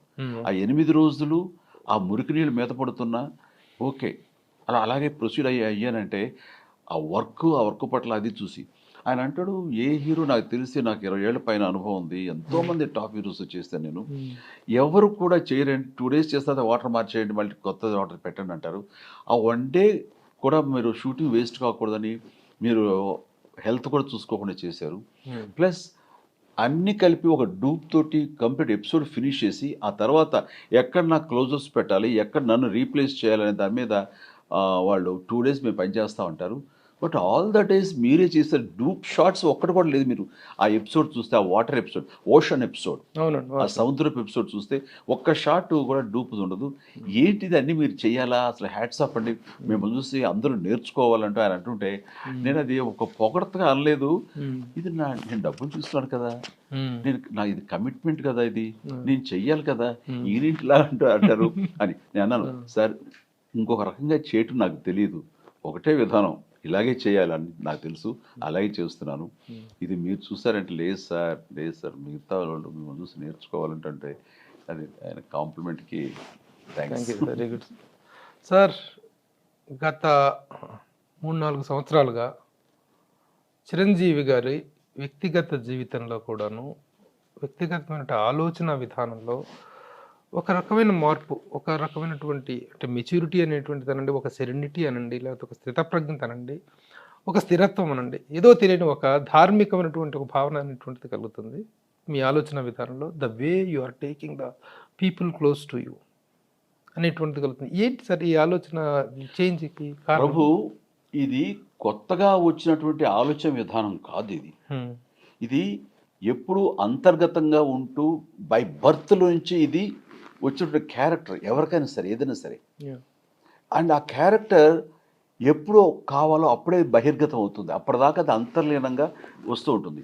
బాహ్యంగా నేను ఈ ప్రశ్నలు నిలదొక్కుని నా గురించి ముందు నేను చూసుకోవాలి, నా యొక్క అభివృద్ధి చూసుకోవాలి, ఆ తర్వాత నన్ను నమ్ముకున్న నా వాళ్ళ గురించి అభివృద్ధి చూసుకోవాలి, మా కుటుంబ సభ్యుల అభివృద్ధి చూసుకోవాలి, ఆ తర్వాత ఎక్స్టెండెడ్ ఫ్యామిలీ, ఆ తర్వాత కొంతమంది స్నేహితులు, ఆ తర్వాత నా నిర్మాతలు అంటూ మన యొక్క ప్రయారిటీస్ ఇవి మారుతూ వస్తుంటాయి. అంతేగాని అంతర్లీనం ఉన్న క్యారెక్టర్ మారదు. ఎందుకంటే ఎప్పుడో ఎముడుగు మొగుడు సినిమాలో ప్రతి రైతులు చనిపోయినప్పుడు అప్పట్లోనే మీరు వినే ఉంటారు, మీరు ఇండస్ట్రీ లేనప్పుడు అప్పట్లోనే ఒక్కొక్కరికి 15,000 రూపాయలు చొప్పున ఒక 15-20 మంది ఫ్యామిలీని పిలిచి ఆ యొక్క ఆత్మహత్య చేస్తున్న కుటుంబాలకు ఇచ్చాను. ఆ రోజున పొలిటికల్గా కాదు, పొలిటికల్ లీడర్స్గా కాదు, ఏదో పేరు వచ్చేస్తాను కాదు, వినగానే చాలా బాధ అనిపించింది. అందుకని వాళ్ళని పిలిపించుకుని ఆ ఆడపడుచులకి ఆ రోజున ఇచ్చుకున్నాను. అంటే ఆ క్యారెక్టర్ అప్పట్లో ఉంది, నా దగ్గర లేకుండా పోలేదు. అది అలాగే ఎక్కడ ఏ యొక్క వరద బాధితులున్నా సరే వెళ్ళి సహాయ కార్యక్రమాలు నా వంతు నేను చేస్తూ వచ్చాను, డబ్బులు అనౌన్స్ చేస్తూ వాళ్ళకి ఇచ్చాను. అలాగే ఆయా గవర్నమెంట్లో సహాయ నిధులు ఇస్తూ వచ్చాను. అది కాకుండా ఇప్పుడు మరీ పర్టికులర్గా ఈ మాట్లాడుతున్నది ఏంటి ఎలాగంటే, ఇక నా కోసం నాకు చాలు, నాకు ఫ్యామిలీ సభ్యులు అందరూ అభివృద్ధిలోకి వచ్చారు, వాళ్ళందరికీ ఆ భగవంతుని దయ వల్ల ఆ ప్రేక్షక అభిమానుల వాళ్ళ దయ వలన వాళ్ళందరూ మంచి స్థితికి వచ్చారు. ఇప్పుడు నా కోసం నేను చూసుకునే కంటే నన్ను ఇన్నాళ్ళు బట్టి ఆదరించిన ప్రజలకు ఇప్పుడు నేను చెయ్యాలి అంటూ అంతర్గతంగా అంతర్లీనంగా నా క్యారెక్టర్ బయటకు వచ్చిందే తప్ప ఇప్పుడు కొత్తగా వచ్చింది కాదు. కొత్తగా వచ్చింది. నేను ఎప్పుడు ప్రజల్లో ఉండాలి, ఆ ప్రేక్షకుల మధ్య ఉండాలి, వాళ్ళకి అందుబాటులో ఉండాలని ఎప్పుడు అనుకునేవాడిని. అండ్ ఆర్టిస్ట్గా కూడా అలా ఎందుకు ఉండకూడదు? అవును. నేను ఆ గుప్పిట్లో ఉన్నంత వరకే ఆ గ్లామర్ యొక్క అందం అసలు తెలిస్తే ఏం ఉండదు అని అంటారు. నేను పొలిటికల్గా ఉన్నప్పుడు వీధి వీధి తిరిగాను ఉభయ రాష్ట్రాల్లో, 2 రాష్ట్రాల్లోనూ, అవును. అప్పట్లో సంయుక్త ఆంధ్రప్రదేశ్లో. అవును. మరి తిరిగినప్పుడు నా గ్లామర్ పోవాలిగా. అవును. ఇప్పుడున్నంత బిజినెస్ యంగ్స్టర్స్ ధీటుగా ఇప్పుడు బిజినెస్ జరుగుతుందన్న, ఇప్పుడు యంగ్స్టర్స్కి వాళ్ళకి క్రేజీ హీరోస్కున్న ఆదరణతో ఇంకా చూస్తున్నారన్న, ఆ ఎమోషన్ వాళ్ళు కనబరుస్తున్నారన్నా సరే అది గ్లామర్ ఏమైపోయింది? సో గ్లామర్ అన్నది ఎన్నిసార్లు బయటపడ్డావు అనే దాని మీద ఆధారపడదు, బయట తిరిగామన్న దాని మీద. తిరిగి ఆధారపడి ఉండదు. ఎంతగా వాళ్ళతో ఇంటరాక్ట్ అవుతున్నావు, నీ క్యారెక్టర్ను వాళ్ళు ఎంతగా ఓన్ చేసుకున్నారు, వాళ్ళు ఎంతగా ప్రేమిస్తున్నారు, నువ్వు ఎంతగా దానికి రెసిప్రొకేట్ అవుతున్నావు, ప్రతిస్పందిస్తున్నావు అనే దాని మీద ఆధారపడుతుంది. అలా ఆధారపడాలంటే వాళ్ళు నేను ఓన్ చేసుకోవాలి. నేను సినిమా హీరోగా కాదు, రియల్ లైఫ్ హీరోగా కూడా వాళ్ళు చూడగలగాలి. ఎవరికైనా సరే నా ఉద్దేశంలో ఏంటంటే, నువ్వు వాళ్ళకి ఒక ఒక ఒక సహాయం చేయటం అని కాదు, అవసరంలో వాళ్ళకి ఆదుకుంటావు అనే నమ్మకం మనం కలగచేయాలి. అప్పుడే నువ్వు రియల్ టైప్ హీరోగా ఉండగలుగుతావు. అంటే వాళ్ళకి పరిశ్రమ వరకు మొన్న సిసిసి అని పెట్టి వాళ్ళకి నిత్యావసర వస్తువులు నేను అందివ్వటంలో అందరి సహాయం తీసుకుని అందరినీ భాగస్వామ్యం చేశాను. కానీ నడుం బిగించి ముందు వాళ్ళకి చేసినందుకు గాను అది వాళ్ళు మర్చిపోలేరు. అలాగే ఆక్సిజన్ బ్యాంక్స్ ప్రాణాలను కాపాడింది. అలాగే బ్లడ్ బ్యాంక్ ఎన్ని సంవత్సరాలుగా ఎంతమందికి ప్రాణదానం చేస్తుందంట, అంత ఇంత కాదు. సో ఇవన్నీ కూడా వృధా కావు. ఇవన్నీ చూసుకుని వాళ్ళు ఇంత ప్రేమ చూపిస్తున్నారు. సో సినిమాకి వెళ్ళి తెర మీద చూసుకుని సబ్జెక్ట్ బాగుంటే వాళ్ళు ఆదరిస్తారు. బాగుండిపోతా చిరంజీవి గారు ఏంటి ఇలాంటి సినిమాలు చేశారు వాళ్ళు ఏదోలే అని వదిలేస్తారు వాళ్ళు. కానీ నన్ను వదలరు. నా సినిమాలు వదిలేయచ్చు బాగుండిపోతే, నన్ను వదలరు. ఎందుకు వదలరు అంటే నేను నా వ్యక్తిగతంగా వాళ్ళతో అంత ఇంటరాక్ట్ అవుతున్నాను. వాళ్ళ కోసం నేను ఏం చేయాలని పరితపిస్తూ ఉంటాను. ఎంత చేస్తున్నా అన్నది అది మీరే చెప్పాలి నాకు. కానీ ఇంకా ఇంకా చేయాలన్నది మాత్రం ఆ తపన ఉందన్నది చిత్తశుద్ధితో నేను ఒప్పుకుంటున్నాను. సార్ ఇప్పుడు ఈ చరిత్ర అంతా మేము దశాబ్దాలుగా చూస్తున్నాం. ఎముడుగు ముగ్గుడప్పుడు పత్తి రైతులకు చేసినటువంటిదే కాదు, అంతకుముందు ఇంటర్నల్గా సెట్లో కానీ తోటి ఆర్టిస్టులకు కానీ టెక్నీషియన్స్కి కానీ ఏదైనా వస్తే మీరు స్పందించే విధానం గురించి మా అందరికి తెలుసు, అది వదిలేద్దాం. తర్వాత ద వే యూ హ్యావ్ ఒక సేవా ఉద్యమాన్ని మీరు ఎలా స్టార్ట్ చేశారో, ఒక రక్త నిధి అనేటువంటి బ్లడ్ బ్యాంక్ కానీ నేత్రదానం కానీ ఆక్సిజన్ బ్యాంక్స్ కానీ మీరు ఎంతకాలంగా నిరంతరంగా చేస్తున్నటువంటి సేవ మాకు తెలుసు. We are the eyewitness for that, for your eye bank and your blood bank.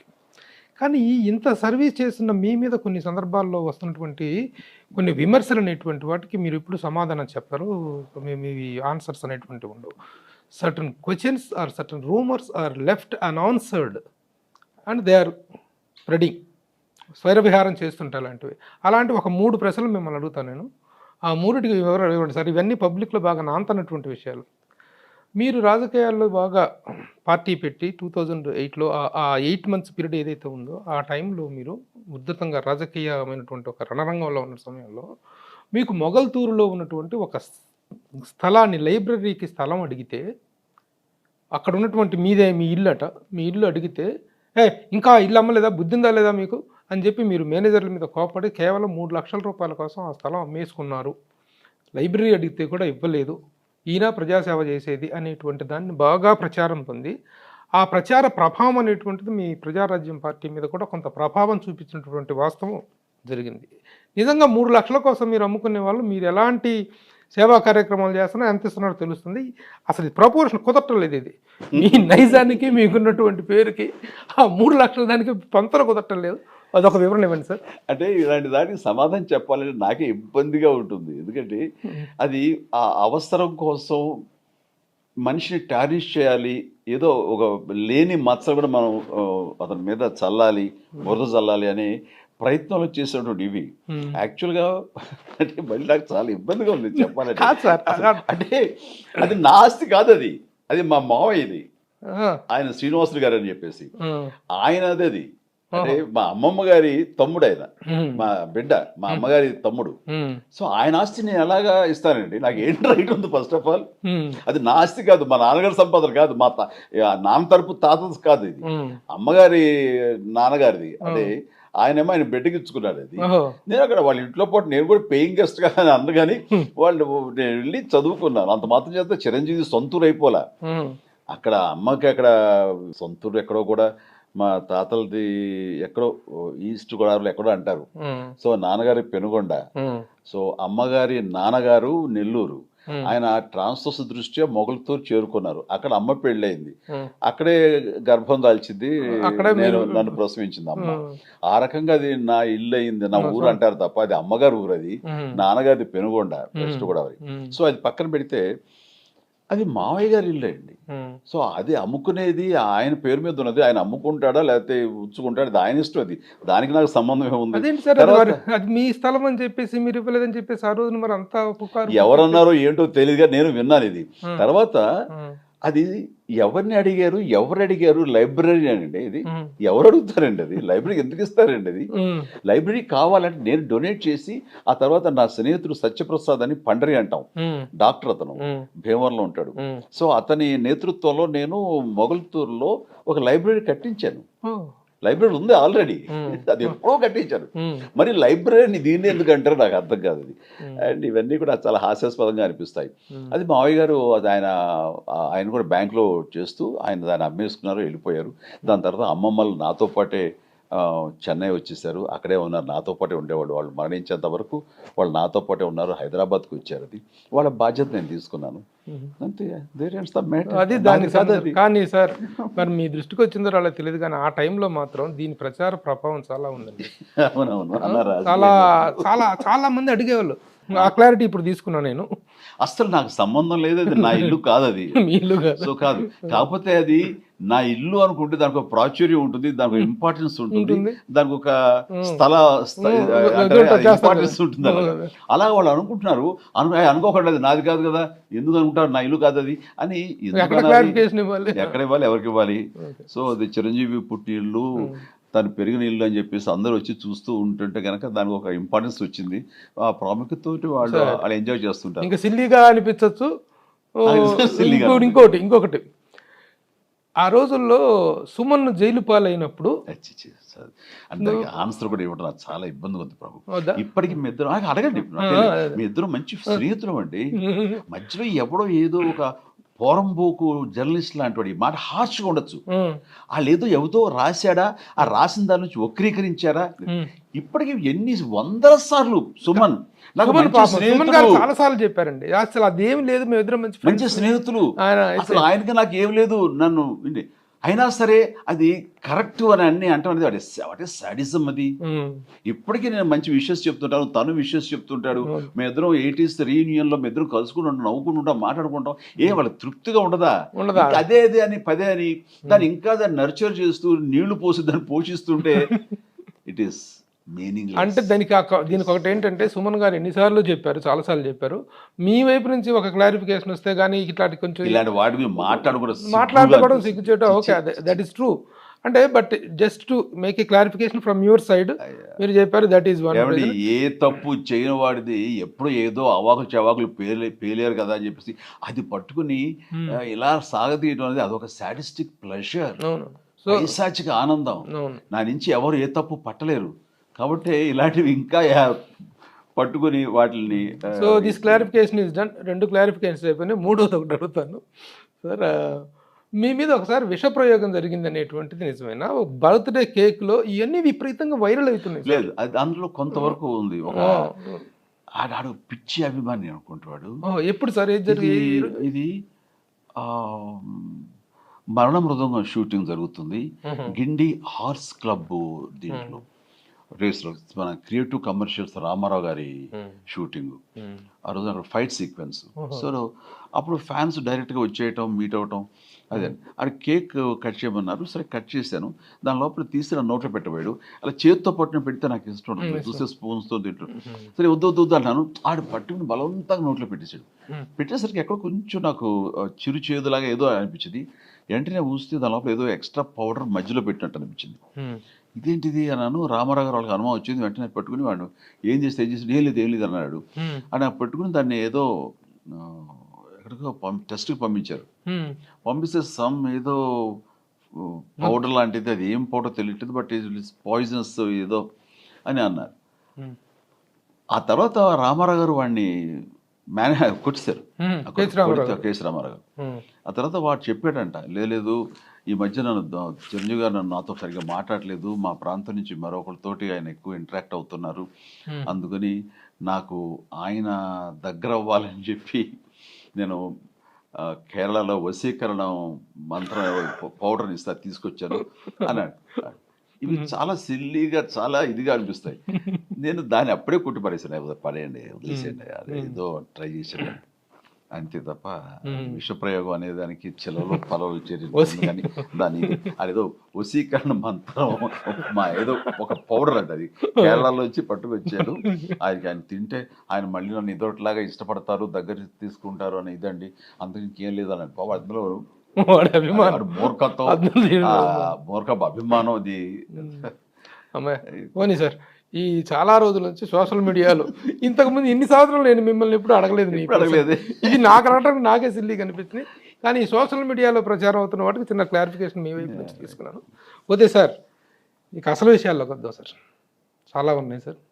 మీకు గాడ్ ఫాదర్లో ఒక డైలాగ్ ఉందండి, రాజకీయాలకు నేను దూరం అయ్యాను కానీ రాజకీయాలు నాకు దూరం కాలేదు అని. అట్లాంటిది ఆ క్యారెక్టర్ అంటది కదా, రాజకీయాలు కాలేదు క్యారెక్టర్ అన్నది, క్యారెక్టర్ ఉంది. కానీ మీరు నిజంగా ఈ రోజున రాజకీయాలకు దూరంగా ఉన్నారు, ఎవేగా ఉన్నారు. ఆ క్యారెక్టర్ అన్న మాట నాకు ఎందుకు ఆపాదిస్తుంది? మీకు అది నేను అదే అలా ఉన్నారు మీరు, అంత బాగా ఉన్నారు మీరు, అంత ఎవేగా చాలా సెటిల్డ్గా ఉన్నారు మీరు. అలాంటి మీకు ఇప్పుడు రాజకీయపు బురద అంటు చేస్తున్నారు. మన ఈ మధ్య ఒక ఎవరు అంటే చేస్తున్నారు కదా, మాట్లాడుతున్నారు, చేస్తున్నారు కదా, దానికి మీద మీకు ఎలా రియాక్ట్ అవుతారు మీరు? అందరూ అర్థం చేసుకున్నారండి, నేను పాలిటిక్స్కి 100% ఎవేగా ఉన్నాను. అండ్ ఎలాంటి పాలిటిక్స్ సంబంధించి రాజకీయంగా ఎలాంటి స్టేట్మెంట్లు ఇవ్వటం కానీ, ఎలాంటి ఇండైరెక్ట్గా చెప్పడం కానీ ఉంటుంది. అది సినిమా ప్రమోషన్లో ఆ సినిమా డైలాగు ఆ క్యారెక్టర్ పరంగా నేను మాట్లాడిన దానికి వెంటనే ఒక రకమైన ఊపు వచ్చేసింది. అది మా సినిమా వరకు ఉపయోగపడితే చాలా అనుకున్నాను, అలాగే ఉపయోగపడింది. అందులో అలాంటివి లేవు. ఇంకా మళ్ళీ ఇంకా సినిమా తప్ప వేరే వ్యాపకం, వేరే వ్యాపారం, వేరే వ్యవహారం నాకు లేదు, ఉండదు. ప్రజలతో ఎలాంటి మమైకమం లేకుండా, ప్రజలకు ఎలాంటి సేవ చేయకుండా, ప్రజలకు ఏమాత్రం మేలు చేయకుండా కారణంగానే ముగ్గురు అన్నదమ్ముల్ని ఓడగొట్టారు. ఏం చేశారు వీళ్ళు ప్రజలకి అనేటువంటిది ఒకప్పటి మీ సహనటి రోజా రీసెంట్గా చేసినటువంటి కామెంట్స్. ఈ అమ్మాయి ఆ టైంకి అలా చేయాల్సి వస్తే నేను దాని గురించి కామెంట్ చేయలేను. ఎందుకంటే నాకు ఎవరైనా సరే నేను ఏం చేస్తాను, ఏం చేస్తున్నాను అది, అటు బ్లడ్ బ్యాంక్ సంబంధించి, CCT సంబంధించి, మొన్న పెట్టినటువంటి కరోనా క్రైసిస్లో నేను చేసింది కానివ్వండి, దానికి కోట్లు ఖర్చు పెట్టింది కానివ్వండి, ఆక్సిజన్ బ్యాంక్, ఇవన్నీ కూడా నిలువెత్తు సమాధానాలు. కాబట్టి దానికి ఆన్సర్ చెప్పడం అనేది నాకు చాలా నా స్థాయిని తగ్గించుకున్న వాడిని అవుతాను నేను. అయితే ఒక్కటి, వాళ్ళు మాట్లాడారు కదా అని చెప్పేసి నేను వాళ్ళని కామెంట్ చేయదలుచుకోలేదు. పొలిటికల్గా ఉన్నప్పుడు కూడా అయితేనేమి, ఇప్పుడైతే మరీను నేను చేయదలుచుకోలేదు. ఎందుకంటే నాతో పాటు నటించారు వాళ్ళందరూ, నాతో పాటు సెంటిమెంట్ పంచుకున్నారు. మా ఇంటికి వచ్చారు, అప్పుడు మేము మా ఇంట్లో భోంచేశారు, మా ఇంట్లో సొంత మనుషుల్లాగా వాళ్ళు తిరగాడారు. సో వాళ్ళు వాళ్ళ మెంటాలిటీ ప్రకారం, వాళ్ళ నైజం ప్రకారం వాళ్ళు ఏదైనా మాట్లాడితే నేను దానికి స్పందించేసి చిచ్చి ఇలాగా నేను మాట్లాడటం అనేది నా నైజం కాదు. అది వాళ్ళు ఏం మాట్లాడినా సరే వాళ్ళు విజ్ఞతగా వదిలేస్తున్నాను.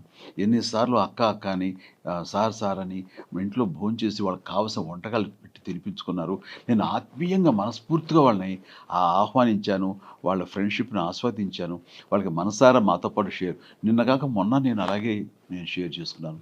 బట్ దానికి సెంటిమెంట్కి, ఆ ప్రేమలకి, ఆ వాత్సల్యానికి నేను విలువిచ్చే మనిషిని. దాని మీద కౌంటర్ ఇచ్చి వాళ్ళని తగ్గించేసేసి నా యొక్క సెంటిమెంట్, నేను ఇచ్చే విలువను నేను పటాపంచలు చేసుకోలేను. వాళ్ళు ఏమైనా మాట్లాడి, అది వాళ్ళ నైజం. నా నైజం దానికి విలువ ఇవ్వటం, ఆ ప్రేమకి నేను, ఆ సెంటిమెంట్కి నేను వాల్యూ ఇచ్చి దాన్ని బదిలిపరుచుకుంటాను. వాళ్ళది టైం టు టైం మేము మారిపోతుంటాం, మా ఇష్టం వచ్చి మాట్లాడుతుంటాం, అన్యూ అడ్వాంటేజ్ తీసుకుంటాం అనేది వాళ్ళ నైజం అది. సో వాళ్ళ విజ్ఞతగా వదిలేస్తున్నాను.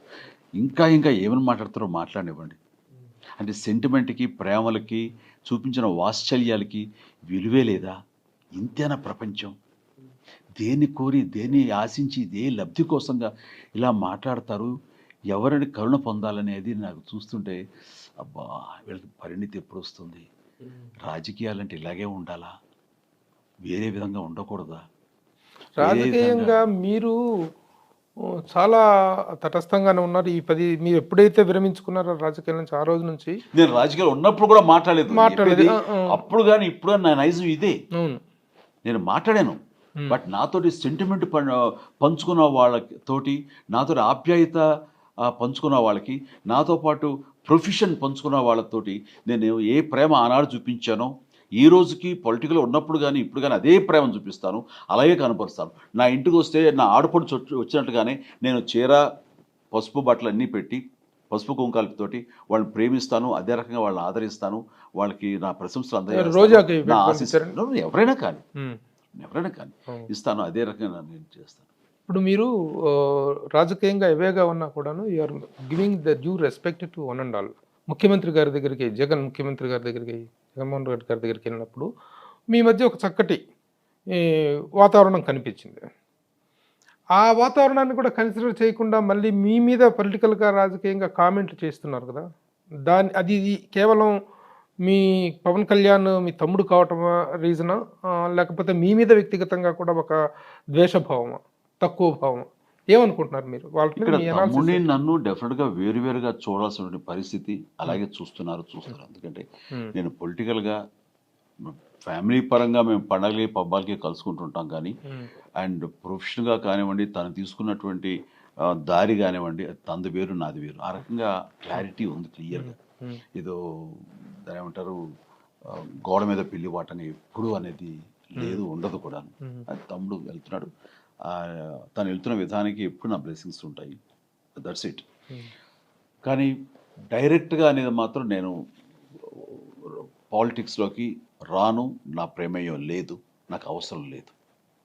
సో నాది సినిమా తప్ప మరొక ధ్యాస లేదు.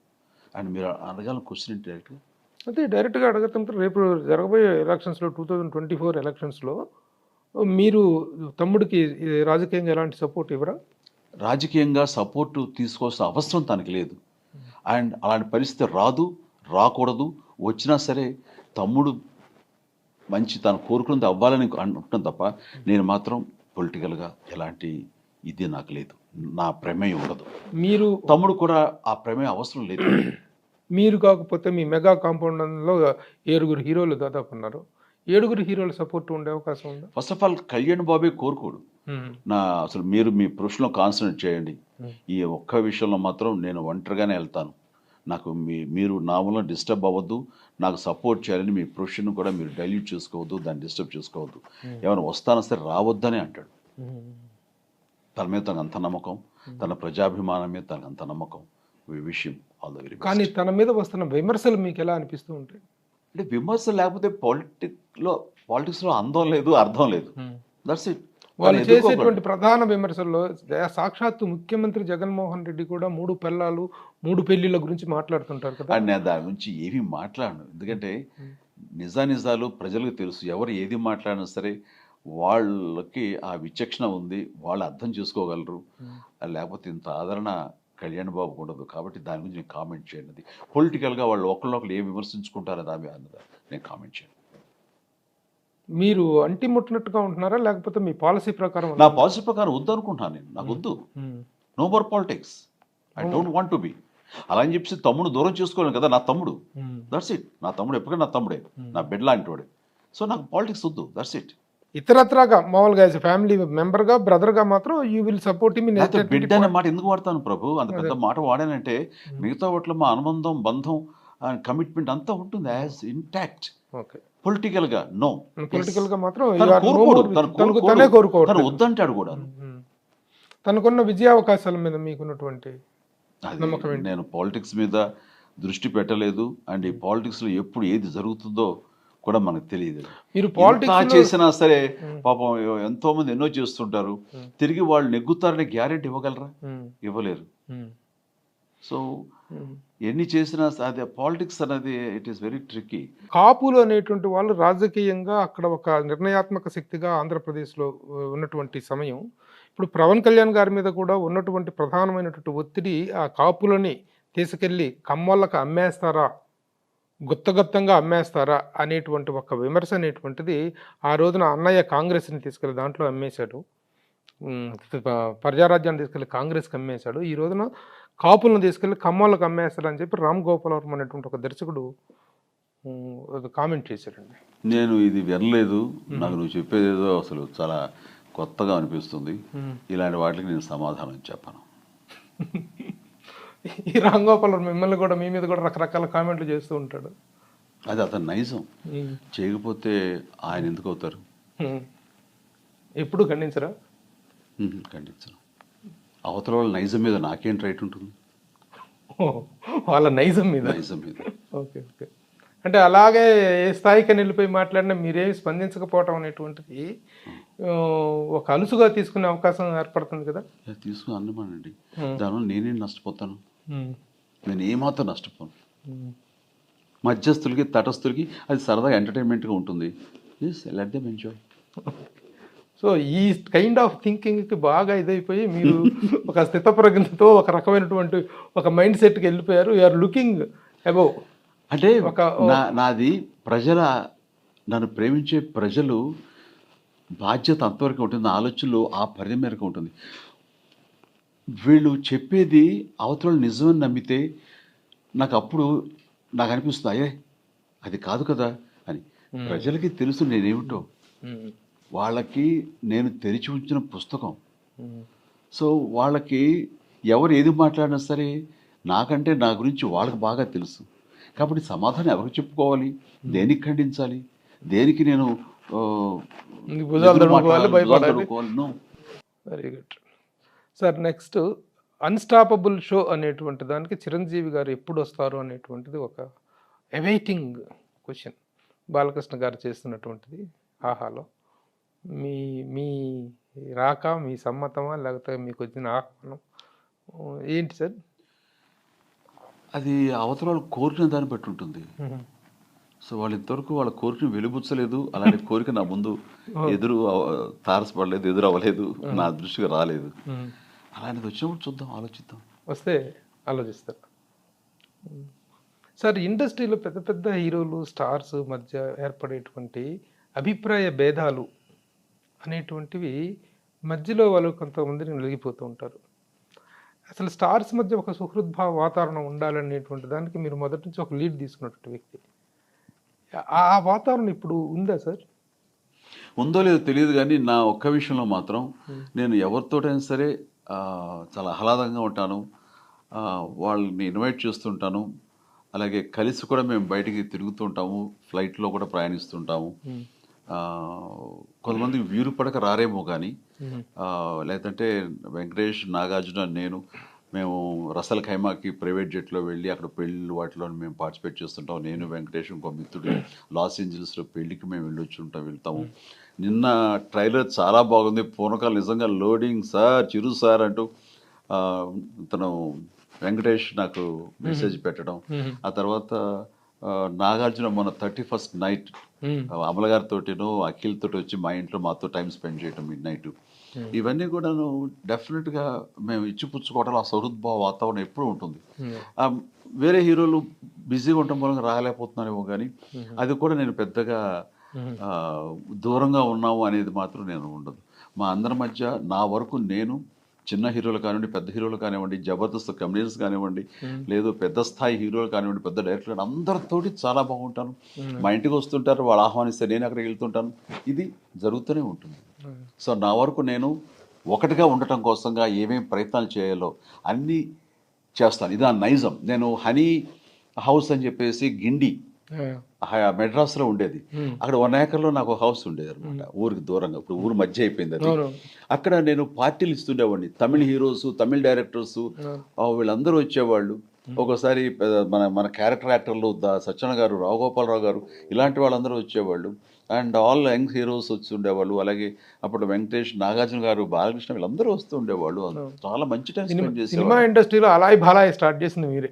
100%. ఎందుకంటే అప్పటిదాకా పార్టీ అనేది నేచర్ కానివ్వండి, అది ఏమి లేదు. 100 ఫంక్షన్ అయిందా లేదా ముహూర్తం అయిందా, కలుసుకోవటాలు, టీ తాగి ఎవరికి వాళ్ళు వెళ్ళిపోవటమే తప్ప నైట్ స్పెండ్ చేయటం అనేది లేనే లేదు.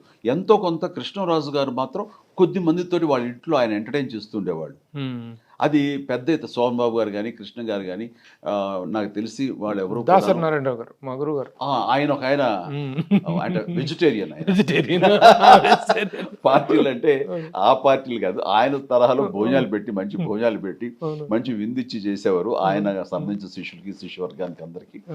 బట్ నేను వచ్చేసరికి నా 100 ఫంక్షన్స్ జరిగిన, నా ముహూర్తాలు జరిగిన ఆ రోజు రాత్రి 31st night, December 31st night కానీ సంవత్సరంలో, అలాంటప్పుడు అక్కడ పెద్ద పార్టీలాగా ఇస్తూ అందరికీ నాన్ వెజిటేరియన్ లాంటి ద్రవం ఉపద్రవాలతో పార్టీలు.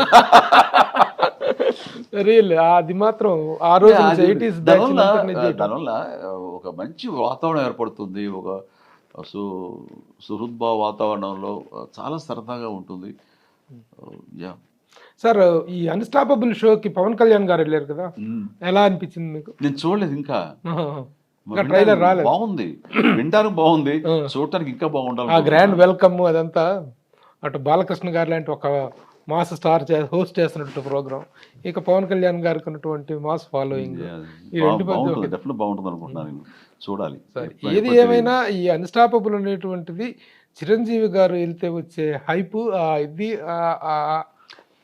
ఇదే వేరు. నీ అభిమానం ప్రభు, నీ అభిమానం అనిపిస్తుంది. అది ఏముంది, చాలా బాగా వెళ్తుందని వింటున్నాను నేను. త్వరలో ఉండొచ్చు అని అనుకుంటున్నాం సార్. పిలుపు వస్తే అదే ఆలోచిస్తా అన్నారు కదా. ఓకే సార్, ఇక ఫ్యామిలీ పరంగా మేడం సురేఖ గారు, ఇప్పటికే మీకు 2-3 గంటల ఇంటర్వ్యూ వచ్చింది, ఇంకా కావాలా? ఇంకా మొత్తం అంతే మా జీవితం మళ్ళీ ఇంటర్వ్యూ చేయను నేను, ఇదే ఆఖరి ఇంటర్వ్యూ అన్నట్టుగా నువ్వు నన్ను నుంచి 1 by 1 లాగుతారు. సంక్రాంతి సందర్భంగా నీ మూలంగా మిగతా ఛానల్స్ అన్ని ధ్వజమెత్తుతున్నాయని చెప్తున్నారు వీళ్ళు, తెలుసా? రేపు బలవంతంగా అందరినీ పిలిచి ఒకేసారి కూర్చొని అందరితో మాట్లాడదాం, ఇట్లా 1 after 1 అంటే చాలా కష్టం అని. బికాస్ నువ్వు ఎప్పటి నుంచో నువ్వు అడుగుతున్నావు కాబట్టి నేను, అలాగే మీ సుమన్ గారు కూడా అంత ఇదిగా లైక్ చేస్తారు కాబట్టి. ఓకే, నువ్వు కంక్లూజన్ ఒక విధంగా ఉంటుంది. కంక్లూజన్ ఏం లేదు. How is the family life madam గారు? పాపని నిన్న ఫ్లైట్లో చూసాం, పెద్ద పాపని. యాజ్ ఎ కాసెస్ డిజైనర్గా షీ ఈజ్ ఎక్సలెంటింగ్. చిన్న పాప ఫోటో తీసింది, ఫోటోగ్రఫీ చిన్న పాప, పెద్ద పాప డిజైనింగ్ స్టేజ్ మీద చూస్తుంటాను. కాదు, ఫ్లైట్లో కూడా చూసాం సార్. ఫ్లైట్లోనే ఫోటో తీసింది చిన్నవాడు. How is the family life madam గారు? పాపని నిన్న ఫ్లైట్లో చూసాం, పెద్ద పాపని. యాజ్ ఎ కాసెస్ డిజైనర్గా షీ ఈజ్ ఎక్సలెంటింగ్. చిన్న పాప ఫోటో తీసింది, ఫోటోగ్రఫీ చిన్న పాప, పెద్ద పాప డిజైనింగ్ స్టేజ్ మీద చూస్తుంటాను. కాదు, ఫ్లైట్లో కూడా చూసాం సార్. ఫ్లైట్లోనే ఫోటో తీసింది చిన్నవాడు. హౌ ఇస్ ద ఫ్యామిలీతో ఎలా స్పెండ్ చేస్తుంటారు ఏంటి? హౌ నా ముఖం మీద ఆనందం చూస్తుంటే మీకు తెలియట్లేదు. ఫ్యామిలీ పరంగా బాగున్న వాళ్ళమే ప్రొఫెషన్ పరంగా న్యాయం చేయగలం. ఆ రకంగా నేను న్యాయం చేస్తున్నానంటే ఫ్యామిలీ పరంగా అత్యద్భుతంగా ఉన్నట్లే. Very good sir. Sir, thank you very much sir. Thank you very much. Thank you Prabhu. మీతో ఇంతసేపు ఇంటరాక్ట్ చేసేటువంటి అవకాశం, ఎందుకంటే టైమ్ ఈజ్ ప్రెషియస్. మీకు ఈ టైంలో కూడా మీరు ఇంత టైం స్పేర్ చేశారు. Thank you very much. ఒక విషయం సార్, చివరిగా మీ జీవిత చరిత్ర పుస్తక రూపంలో రాబోతుంది అనేటువంటిది, అదొకటి ఒక చిన్న ఇదిగా ఉంది, దానికి సంబంధించిన అప్డేట్ ఏమైనా ఉందా సార్? యా, అది ఇట్స్ ఎ లాంగ్ ఇది ప్రయత్నం. అది 1 or 2 years ఇది నాతో ట్రావెల్ చేసిన వాళ్ళు, నాతోటి తెలిసిన వాళ్ళందరి దగ్గర నుంచి ఒక్కొక్కరి దగ్గర నుంచి ఇంటర్వ్యూలు తీసుకుంటున్నారు. దాన్ని కంపైల్ చేసి, దాన్ని ఎడిట్ చేసి, నా నుంచి మాట్లాడించేవన్నీ చేయడానికి ఇది ఒక ఏవీ లాగా అనమాట. కొన్ని అవర్స్, అంటే ఇవే సార్ విజువల్ గానే సార్, బుక్ విజువల్ గా, ఆడిబుల్ గా, బుక్ కూడా బుక్ దాంట్లో నుంచి ఎక్స్ట్రాక్ట్ చేసి బుక్ గా ప్రింట్ చేయాలి, కాఫీ టేబుల్ అని అనుకుంటున్నారు. ఇది కొంచెం దానికంటే ఒక టీం ఉండి వాళ్ళు ప్రయత్నాలు చేయడం. సార్, చివరిగా ఈ సంవత్సరం చేయబోయే రిలీజ్లు ఏంటి? What are the new commitments ఒక్కటి చెప్పేస్తే విల్ ఫినిష్ అప్. అది యాజ్ ఆఫ్ నౌ ఇది భోళా శంకర్, మెహర్ రమేష్ది. అది అయిన తర్వాత అది ఎప్పుడు ఉంటుంది సార్? అది ఎప్పుడు ఉంటుంది బాలశంకర్? అది యాజ్ ఆఫ్ నౌ మే అనుకుంటున్నాం. మేకి అవ్వకపోతే అది దసరాకి పర్ఫెక్ట్ ఫిలిం మాకు మాకు అనిపిస్తుంది అక్టోబర్కి. ఆ తర్వాత యూవి క్రియేషన్స్, డివివి దానయ్య, మా సుష్మిత గోల్డ్ బాక్స్ అండ్ ఇవి వరుసగా ఉన్నాయి. వాళ్ళ కథల నుంచి వాళ్ళ డైరెక్టర్స్ పేరు కొన్ని అనుకుని చేస్తారు. అవన్నీ మెటీరియలైజ్ అయిన తర్వాత హైలైట్ చేయడం. ఇప్పుడు డైరెక్టర్స్ ఇంకెవరైనా ఫైనలైజ్ అయిన వాళ్ళు ఉన్నారా? అదే ఆ సంస్థల పేరు చెప్పాను. సంస్థల పేర్లు ఆ సంస్థలో 2-3 డైరెక్టర్స్ అనుకుంటున్నారు. వాళ్ళు కొన్ని కథలు అనుకుంటున్నారు. ఐ థింక్ 2-3 నెలల్లో 1-2 కూలికి వస్తాయి. Very good sir. ఏమైనా వరుసలో నటిస్తూనే ఉంటాను. Thank you sir. Thank you బాబు. నమస్తే.